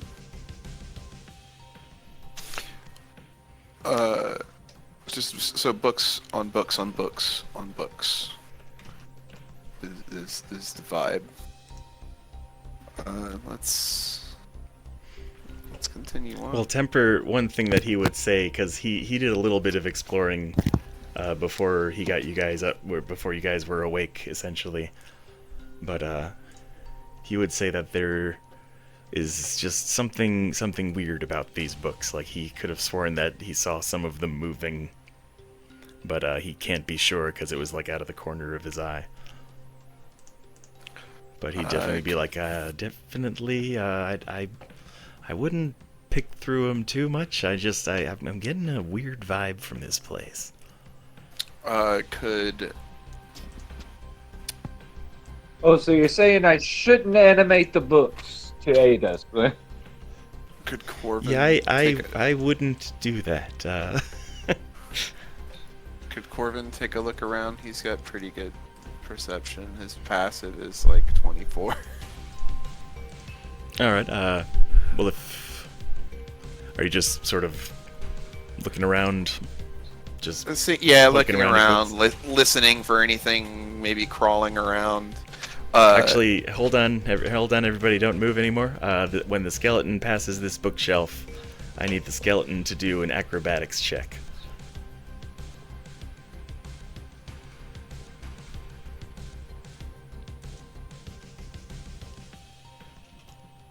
Don't think the skeleton...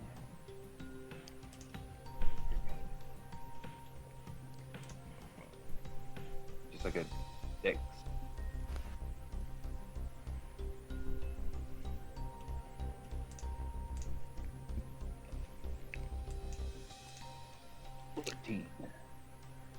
All right. Well, as the skeleton goes by this bookcase, it essentially shoots a little book out of it, and it hits the skeleton. And then when it hits the skeleton, it's sort of like kind of just like dissolves once on impact, but the impact will do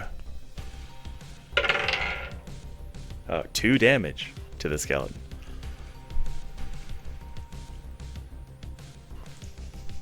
He looks for somebody to be mad at. Draws the. But yeah, essentially like a book shot out of this shelf like a bullet out of a gun, just bam, just popped right out, just clocked him in the side of the head. So was it the book was so old it just like disintegrated when it hit him, or? It seems that way. Like the book hit him, and then there was like a little poof of gray smoke, I guess, and then there was nothing. Weird. Yeah, so I'm I thinking figured out why the. You know the ghost house in Mario 64, if you go by those bookshelves that hit you with a book? That's basically the concept. I figured out why all the books are all over the floor. Yeah.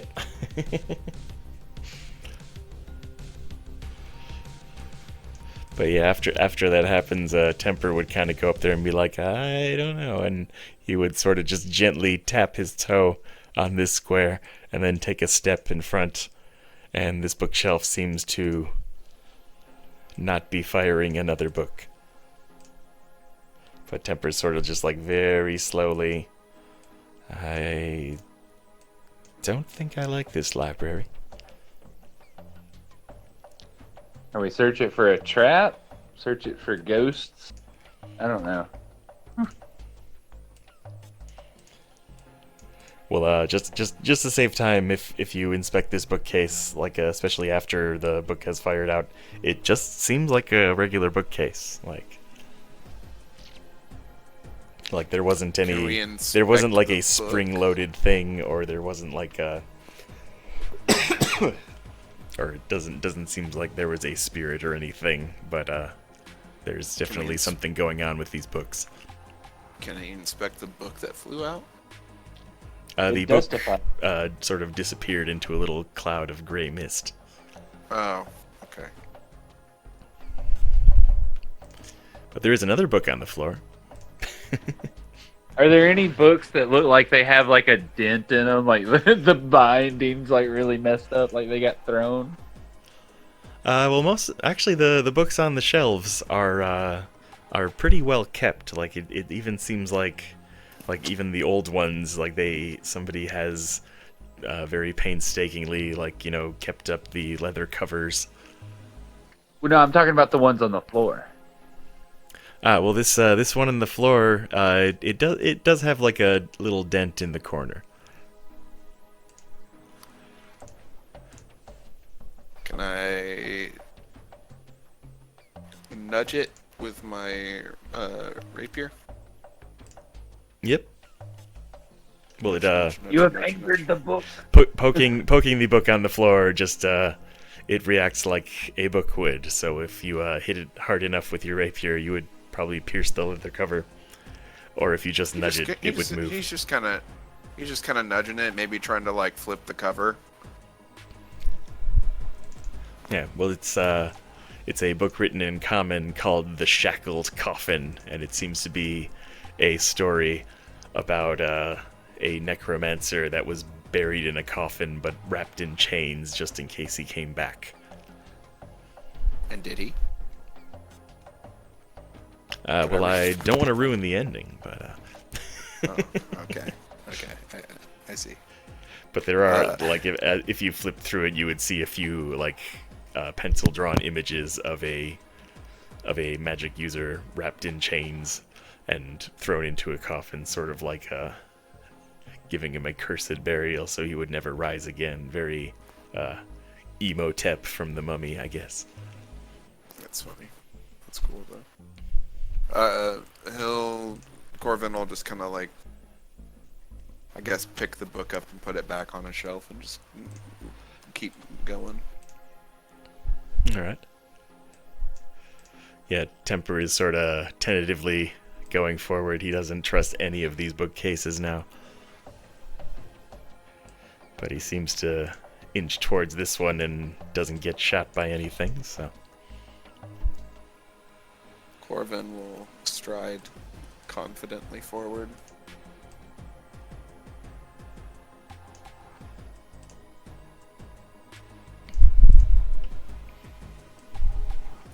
And you would hear a few little metal footsteps behind you, but it would just seem that that little error here is just following you guys, seeing all these books on the floor and going, no, no, no, this doesn't go here.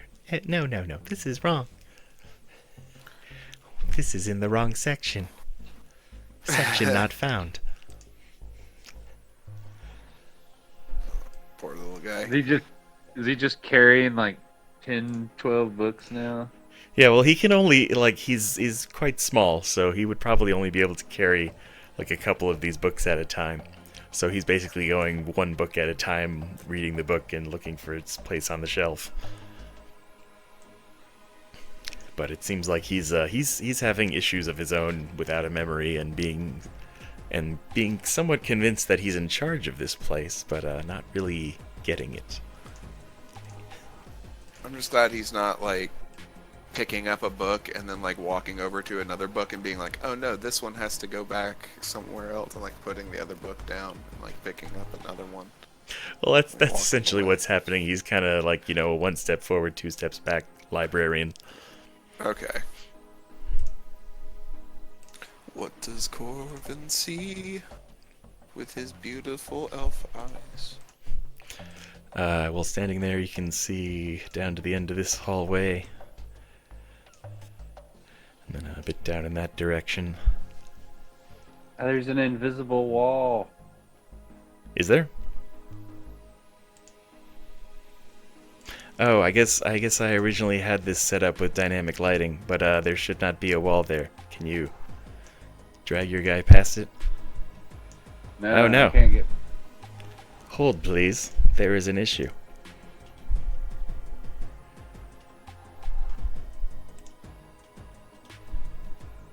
Alright, how about now? Nope. Nope. Well, you'll have to click and drag, I think. Or does it stop you from clicking and dragging? Yeah. Well, That's that's what I've you been guys trying. can go through this wall if you want to go that way. Which yeah, I'll just individually drag you guys past that little wall. Yeah, my bad. This is not the first version of this map. It's okay. Oh, and I bet that's another impassable wall. Yeah. There. It's an invisible box. Yeah. Well, I assume you guys would want to go past it, but Yeah. one thing you would notice after going through that little area, if you turn around and look over your shoulder, suddenly it seems that that's a wall and not a hallway. No wonder we were having such difficulty crossing it. It wasn't even real. We failed our detect secret walls check. Then how did we get through? Well, that was a DM screwed up issue. Oh, by the way, we're at, my clock says we're at around 12:30. Do you guys want to go a while longer, or we can, I don't know when you guys want to call it. I'm good. I'm good for a little while longer. I'm gonna take a break real quick. Yeah, if you guys want Get some to, water. we can do a quick break. If you guys want to take like 5 minutes. I'm Sounds gonna go good. grab some water. I'll be back. Yep, I'll be right back.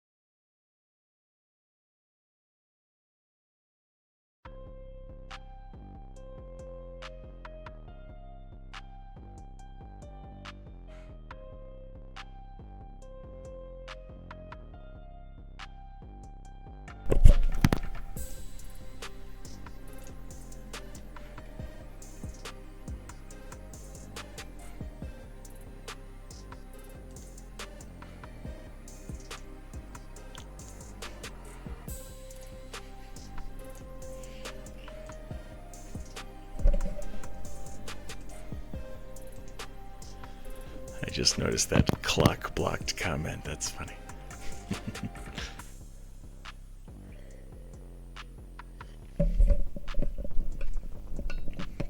But I did find the issue with the hallway there, so we shouldn't have that problem again.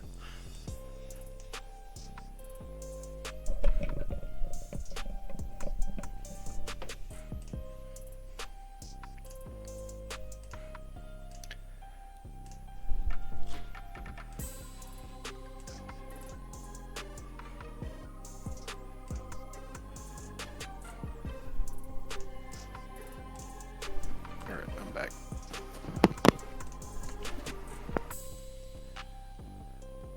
All good.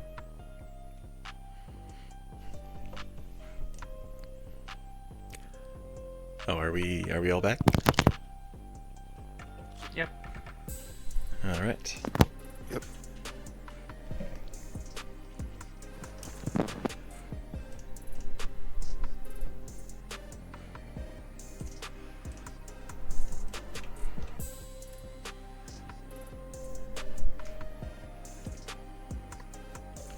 Yeah, so at this point, you guys can see a hallway going this way to the right, or down. So either you can go east or south.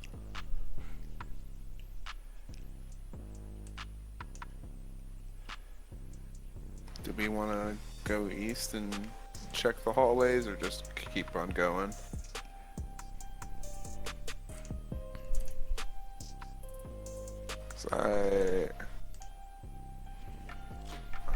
I don't know. I expected to find an end to a hallway eventually. I don't know. It's like a maze. That's like.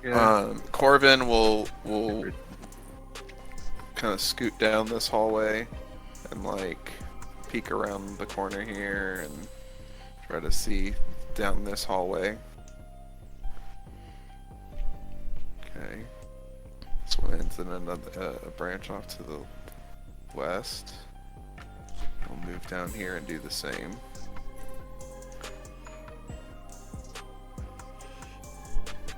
All right. Well, as you step there, we are going to shit. Found him.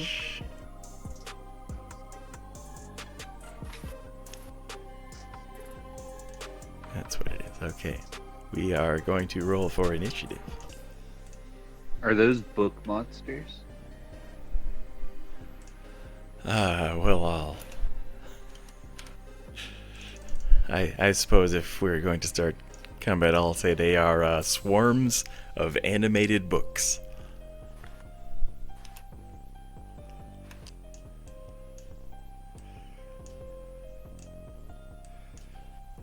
Okay, yeah, that's what they look like.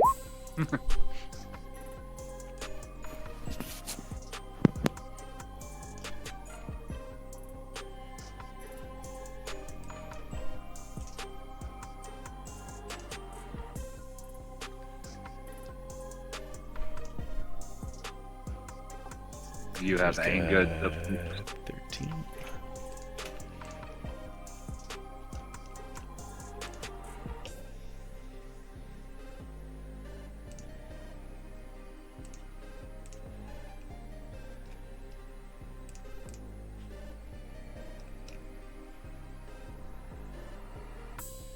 Where's the button? There it is.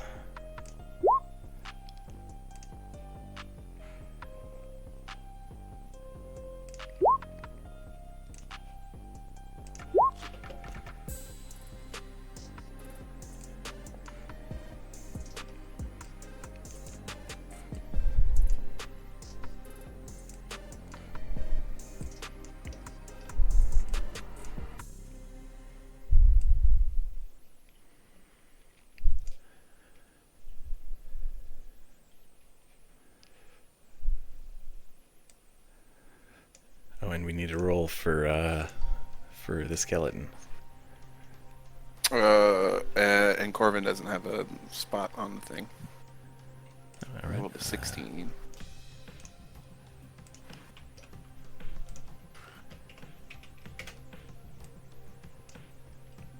Right, doesn't he have to go on mine? Because don't I have to, like, spend a bonus action to command him and stuff? Oh yeah, we can just have him go on your turn instead of giving him a spot in the order. He's like the skeleton of an intern when you think about it.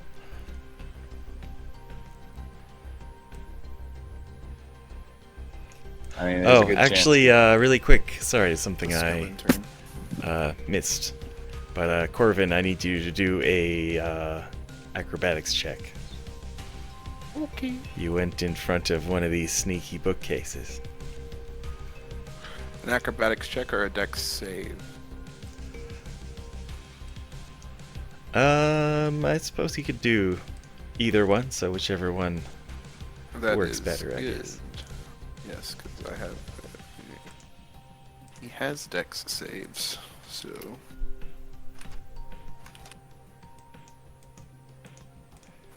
$16. Yep, that's good. A book rockets past your head, but you're able to duck out of the way, Nice. and it hits the wall behind you, and then just poof, disappears in a little mini cloud of smoke.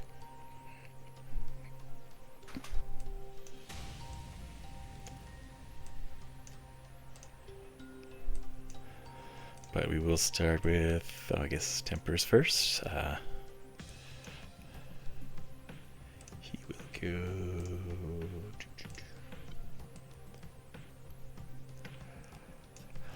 I guess, Corvin, you probably would have said, "Holy shit, swarms of animated books."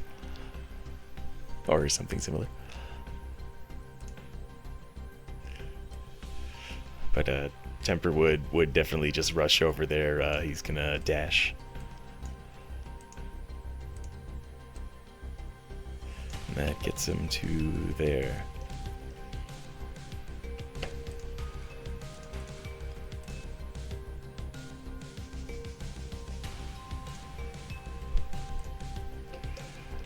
And then we will go to the first swarm of animated books. That's the green one. They can move.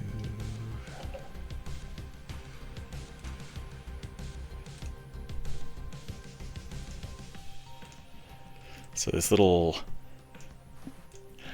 book NATO kind of just like swirls around and is just like hell-bent just going towards you, Corvin, but it can only go so far. It dashed towards you, but it is just short of reaching you. But you would notice that at the center of these swarms of books is a sort of this sort of book with a face, kind of a Necronomicon, Evil Dead style. Grody.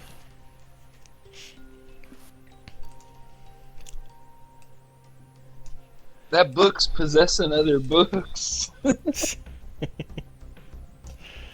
And then the second one is going to reach Corvin, but also had to use a dash action, so. So Corvin, you are up.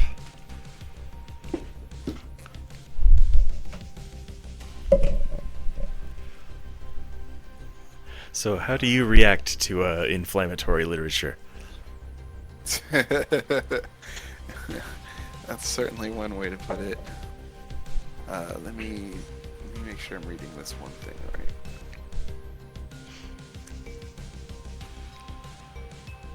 There's one book in the swarm in front of you that says, "The Secret Life of Corvin."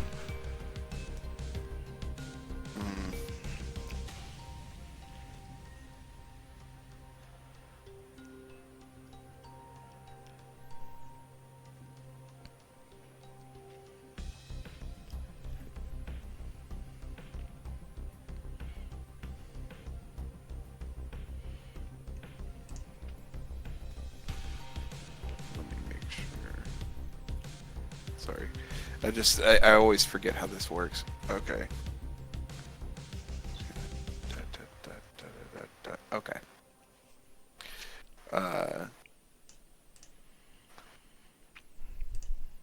Corvin's going to use his Planar Warrior ability on this red stack of books, so it's a bonus action. The next time he hits it with a weapon attack, it becomes all force damage and adds an extra 2d8. Nice.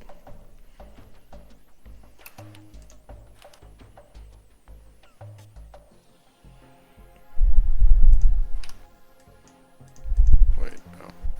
You said the damage is all force damage? If he hits, does the 17 hit? A 17 does. Okay, so that becomes all force damage.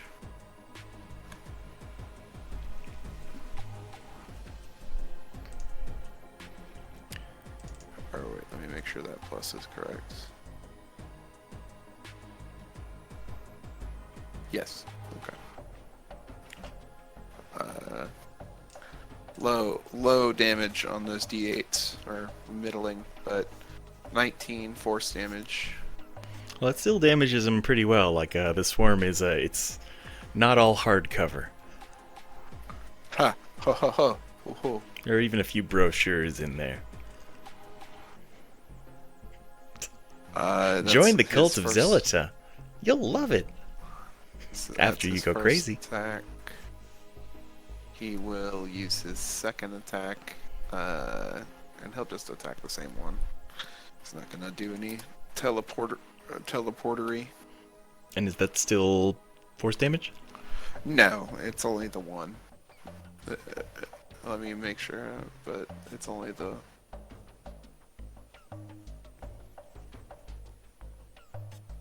It's just the next time on a turn, not at each time. Oh, okay. So it's A 17 does hit. this is just piercing damage. I'll re-roll that piercer damage. There we go. 15 piercing damage. Well, as you attack it with piercing damage, it seems resistant to piercing damage, but it still takes half. So that was how much on that second attack? 15. All right.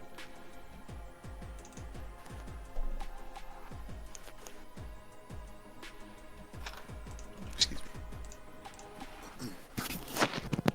But you learned something about these book swarms, that they are resistant to piercing. Well, that's gonna be his turn. All right, Vladimir. So I don't suppose I could get a firing arc on them. Well, where you're standing, this guy is around a corner. Yeah. Yeah, we're just moving up. Unless you can curve the bullet. Are you wanted? Yeah, bounce it off Corvin.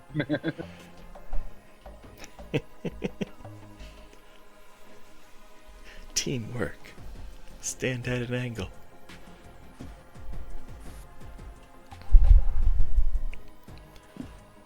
But yeah, if you want to hit the red one, I think you need to be like at least up to this square. So with this square, you can be able to see him a little bit. Alright, next turn then. Next turn.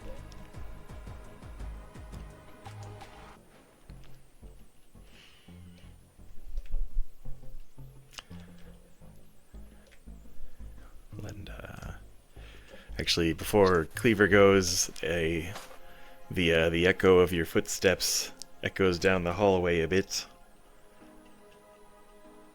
Echoes have a way of echoing. They do that. And you can hear the rustling of books around the corner. Like down here? Yeah, from down in this direction, you hear rustling, but you can't immediately see anything. Okay.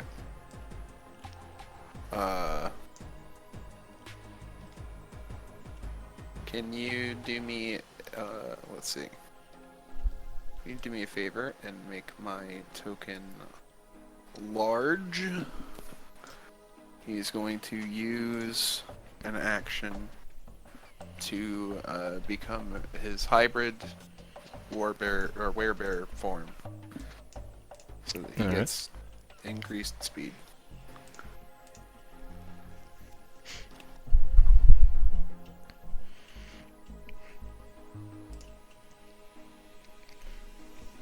Which I don't know if the rest of the party knows that you can do that.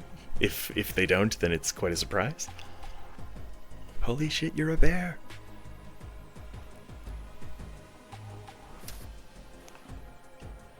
I'll just casually move through. I don't imagine a werebear doing anything casually.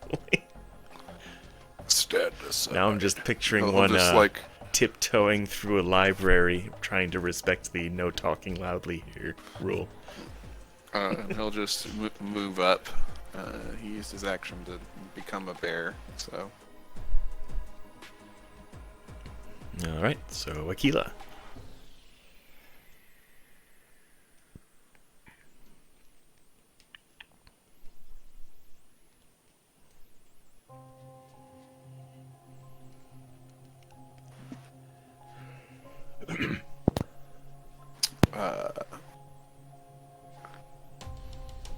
Do I think these things can take psychic damage or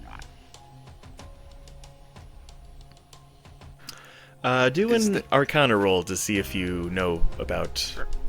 animated books. 22. Is they intelligent? You've read books about animated books, and you're quite sure that they're immune to psychic and poison damage, and resistant to bludgeoning, piercing, slashing. Okay, good to know. That helps. Side things. Fortunately, if I use Fireball here, bad idea. Nothing's flammable in a library. Yeah. I do have Careful spell, but I don't think I have enough to actually keep all the books safe. Not that I'm a particularly big literacy fan, but I think our Modron friend would not be happy about his library becoming an inferno. yeah, that too. Well, Good he's with annoying still cat. very far back behind you guys, and you went through that hallway that disappeared, so if he follows your trail, he might just run into a wall and just keep saying, error. You really like throwing enemies that are immune to psychic at us, don't you? It's like the third time I've had one of my psychic damage characters have to deal with this shit. Well, it's not intentional. I guess I just have picked them. It's not that common in immunity, but you really like monsters that have it. Yeah. It's usually Fireball's my backup, but here we are. Here we are. Would I know if they can be charmed or not? Yeah. Well, with that 22 Arcana roll, I'll just read you a list of their conditioned immunities. But they're immune to being blinded, charmed, deafened, frightened, grappled, paralyzed, petrified, poisoned, prone, restrained, and stunned. Not grappled. That was gonna be my next go. That takes Okay. out about 85% of my spells, unfortunately. Summon. I'm gonna cast. Well, also they level- don't have very high HP either, so That's good at least. Are they just they're resistant to bludgeoning, piercing, slashing? You said. yeah, just resistant. Okay. Well, let's summon a friend. We gotta cast Summon Aberration at level 4 to summon a slot. Yeah. Make a token I can move around. What, you're doing what? Summoning Aberration, level 4 spell. Hmm. So make a slot token. Oh, Or any sort of lizard thing. It doesn't have to be a slot. So it's something that can represent a. Yeah, I've got a slab Heavy token monster. actually.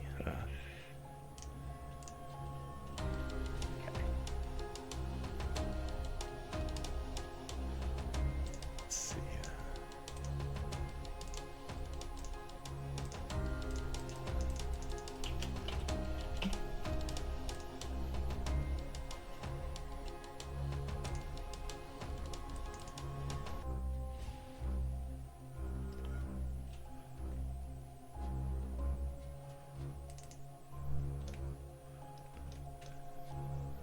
Yep, there we go.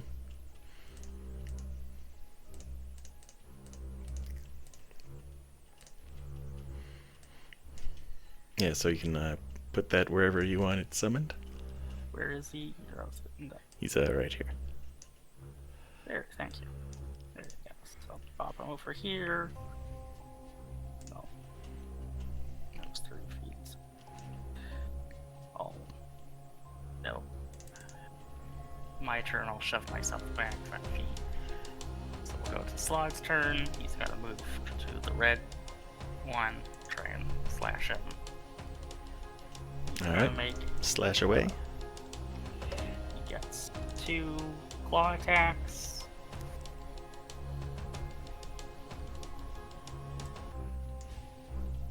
I'm assuming those both hit. Yeah, 25 and 28, those both hit. Yeah. So that will be a total of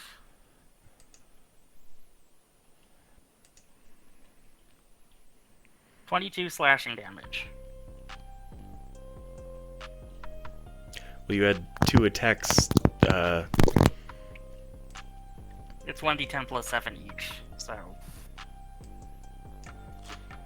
think it rounds down to 10. Maybe it depends how you want to do it. Well, let's just say that like you rolled 22 damage. The red one had 13 health left, so let's say that you kill the red one with 13, and you can do the rest of the damage to the other one. They're resistant, though, I think, so... Oh, right. So half 22, 11. Okay, so the red one's barely alive. Yeah. Or barely animated.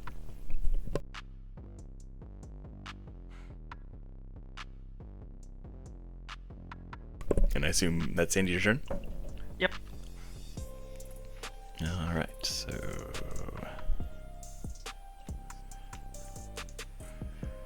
So then the blue one will go next, and...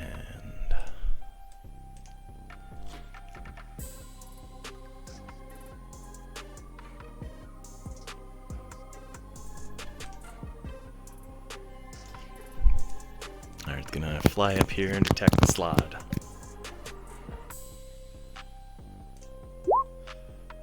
And it rolled a 1 to attack.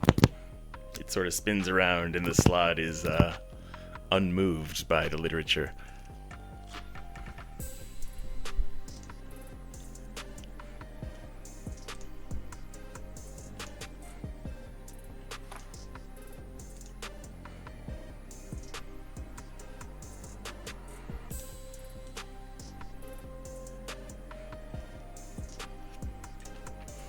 This from around this corner, another swarm comes up and goes up to the werebear, and using its dash action.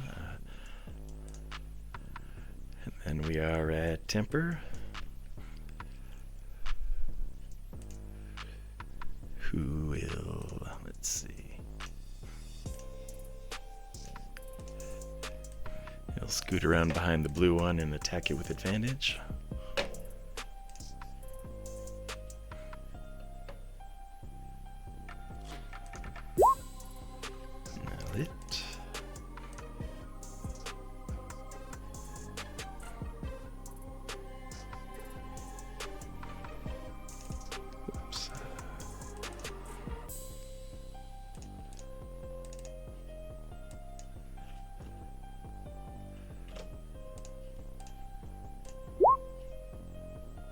Whoops, that was an initiative roll. Why did I click that? Alright then.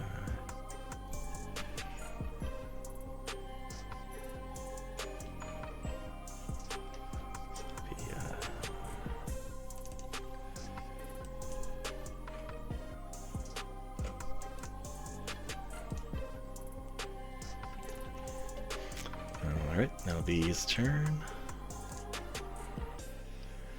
And the green one is going to move over here and attack Temper. With advantage. And it misses.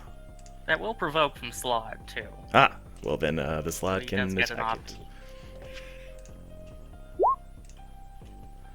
And 15 misses, I that will hit. think. Oh. Okay, he hits on everything but a 1. So that'll be...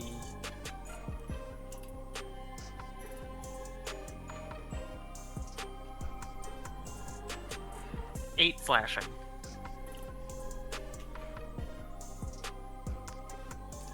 Alright.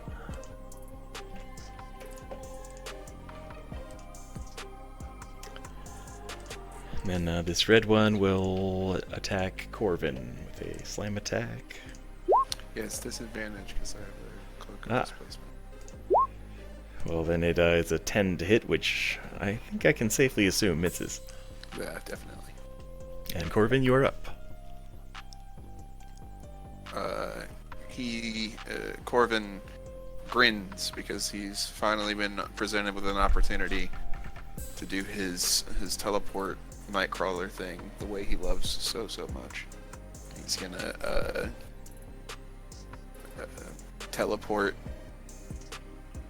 10 feet back here and stab at the red one. Well, I don't know, pretty much all you gotta do is hit him. Yep, Yep. 25 will hit.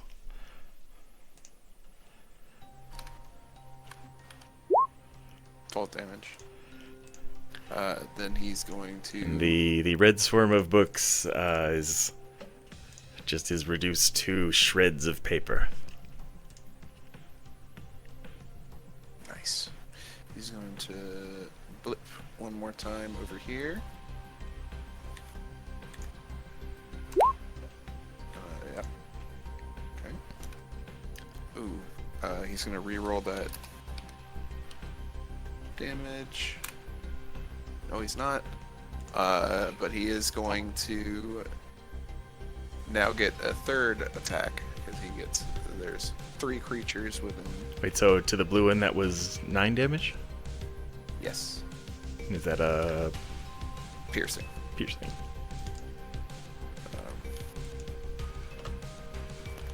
Alright. And he gets an extra attack because of his teleport shenanigans. So that just like 3 quick teleports? Yep. Nice. He can move up to 10 feet for an attack, and if he uses it against 2 creatures, he can use it against the third. Nice. Well, an 18 will hit.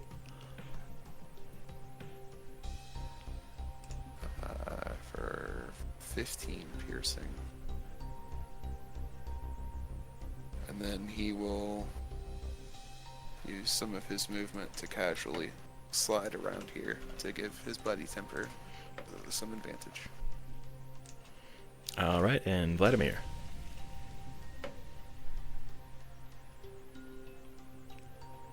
Which I think we'll go to the top of the order and then End it. call it for the night, yeah. Yeah, that sounds good to me too.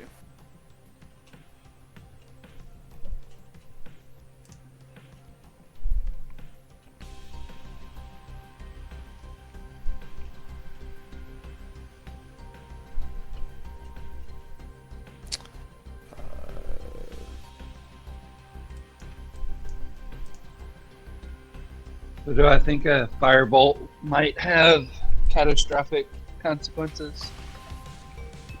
A firebolt should be reasonably safe.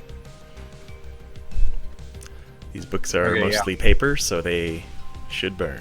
That was yeah, on the immunities there, that was not something that appeared, so I'll try actually, to target. I would think that they'd be susceptible to fire, but doesn't say so on the sheet. No weakness, but yeah, I'll just try to target the one with a face. So the blue one? Because they Yeah, all yeah. have a book with a face. It's not like a... There are many Yeah, copies of the Necronomicon, apparently. It was a bestseller. But yeah, 24 They had it. definitely hits.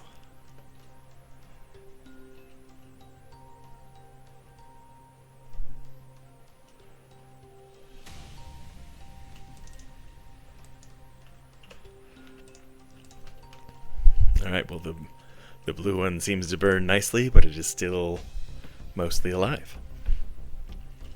and then Skelly number 2 will swing his great sword.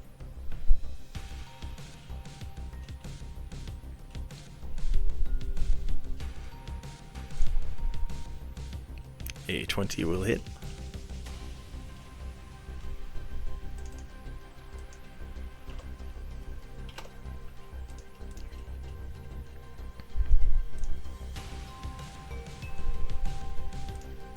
Skeletons are never big fans of books. You don't have eyeballs to read with, so. Yeah, and it's hard to turn pages without fingertips. Ooh, true.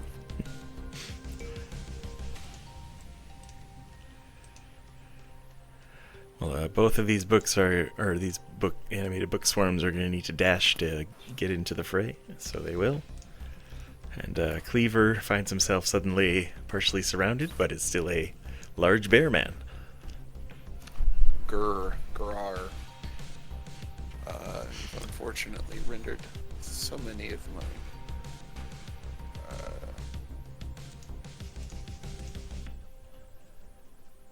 maneuvers.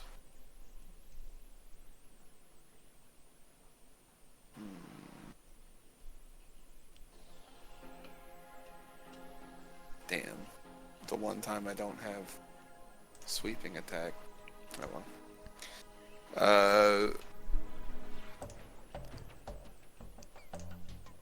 Let's see.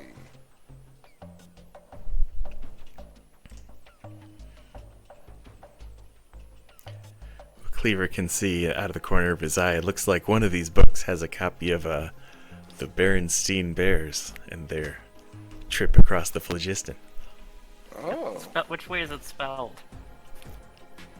It's with the combined AE. Oh, nice. Yeah, what is that, a schwa or something? Yeah. He's gonna use a precision attack on the purple one that the Skelly's been hitting to try to make sure he hits it. Jesus. Okay, well, that hits. 21 does hit.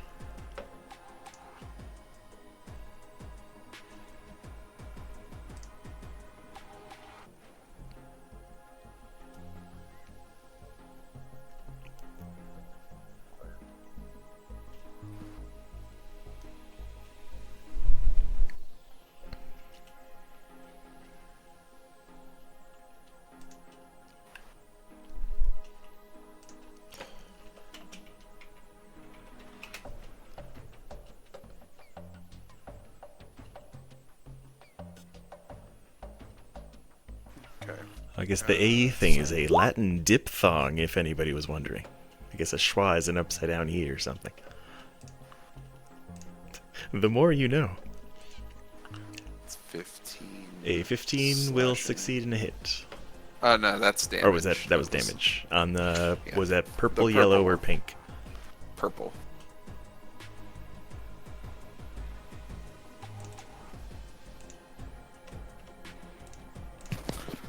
He's gonna attack. If it's still up, he's gonna attack it again. Alright, yep, it's still up.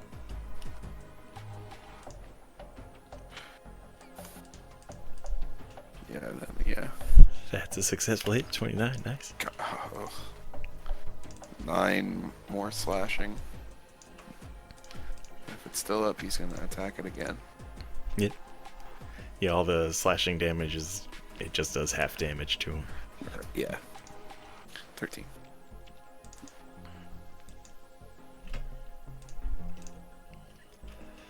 Alright, that one has become significantly damaged, but is still, I guess, a little bit below half health. And Aquila.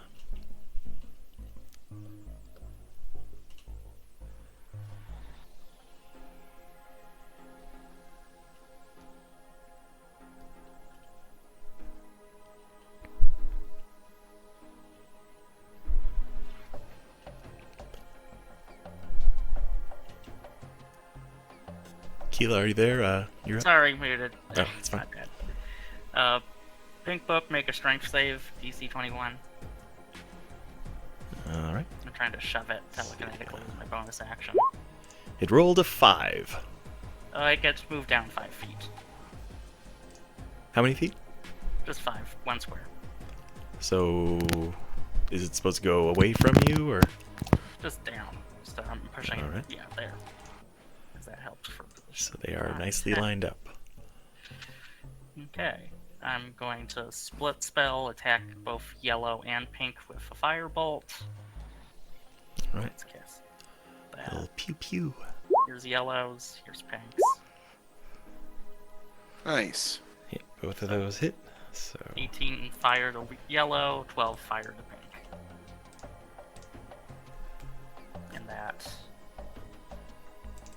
They're immune to frightened, right?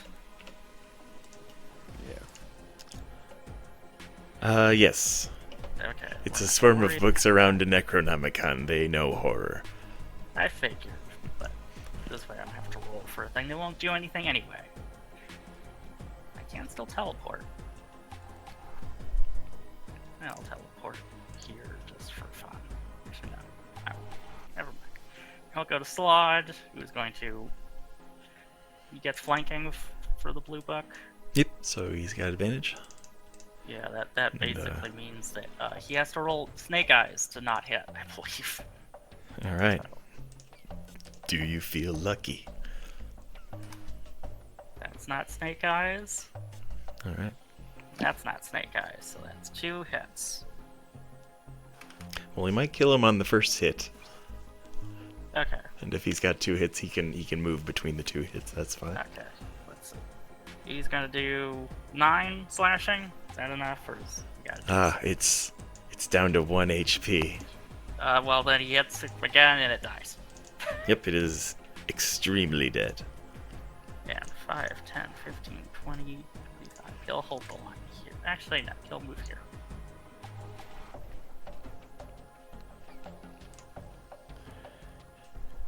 And the swarm of purple books will, I guess it will try and attack Cleaver the werebear. But, Emphasis on try. yeah, it is not, none of the books are self-help books about being confident, and so it is not. A 19 to hit. He has a armor class of 22. Ha! Alright then. Well, that brings us to the top of the order, so we'll call it here, and we can pick it up next week. But Sounds good. Sounds good. it's been Yeah, it fun. was- Yeah, Yeah, this it's labyrinth, the original version, left a lot to be desired, let's say. So I did quite a lot of adjustments, but I'm Mazes in tabletop games tend to be hard to do well, it turns out.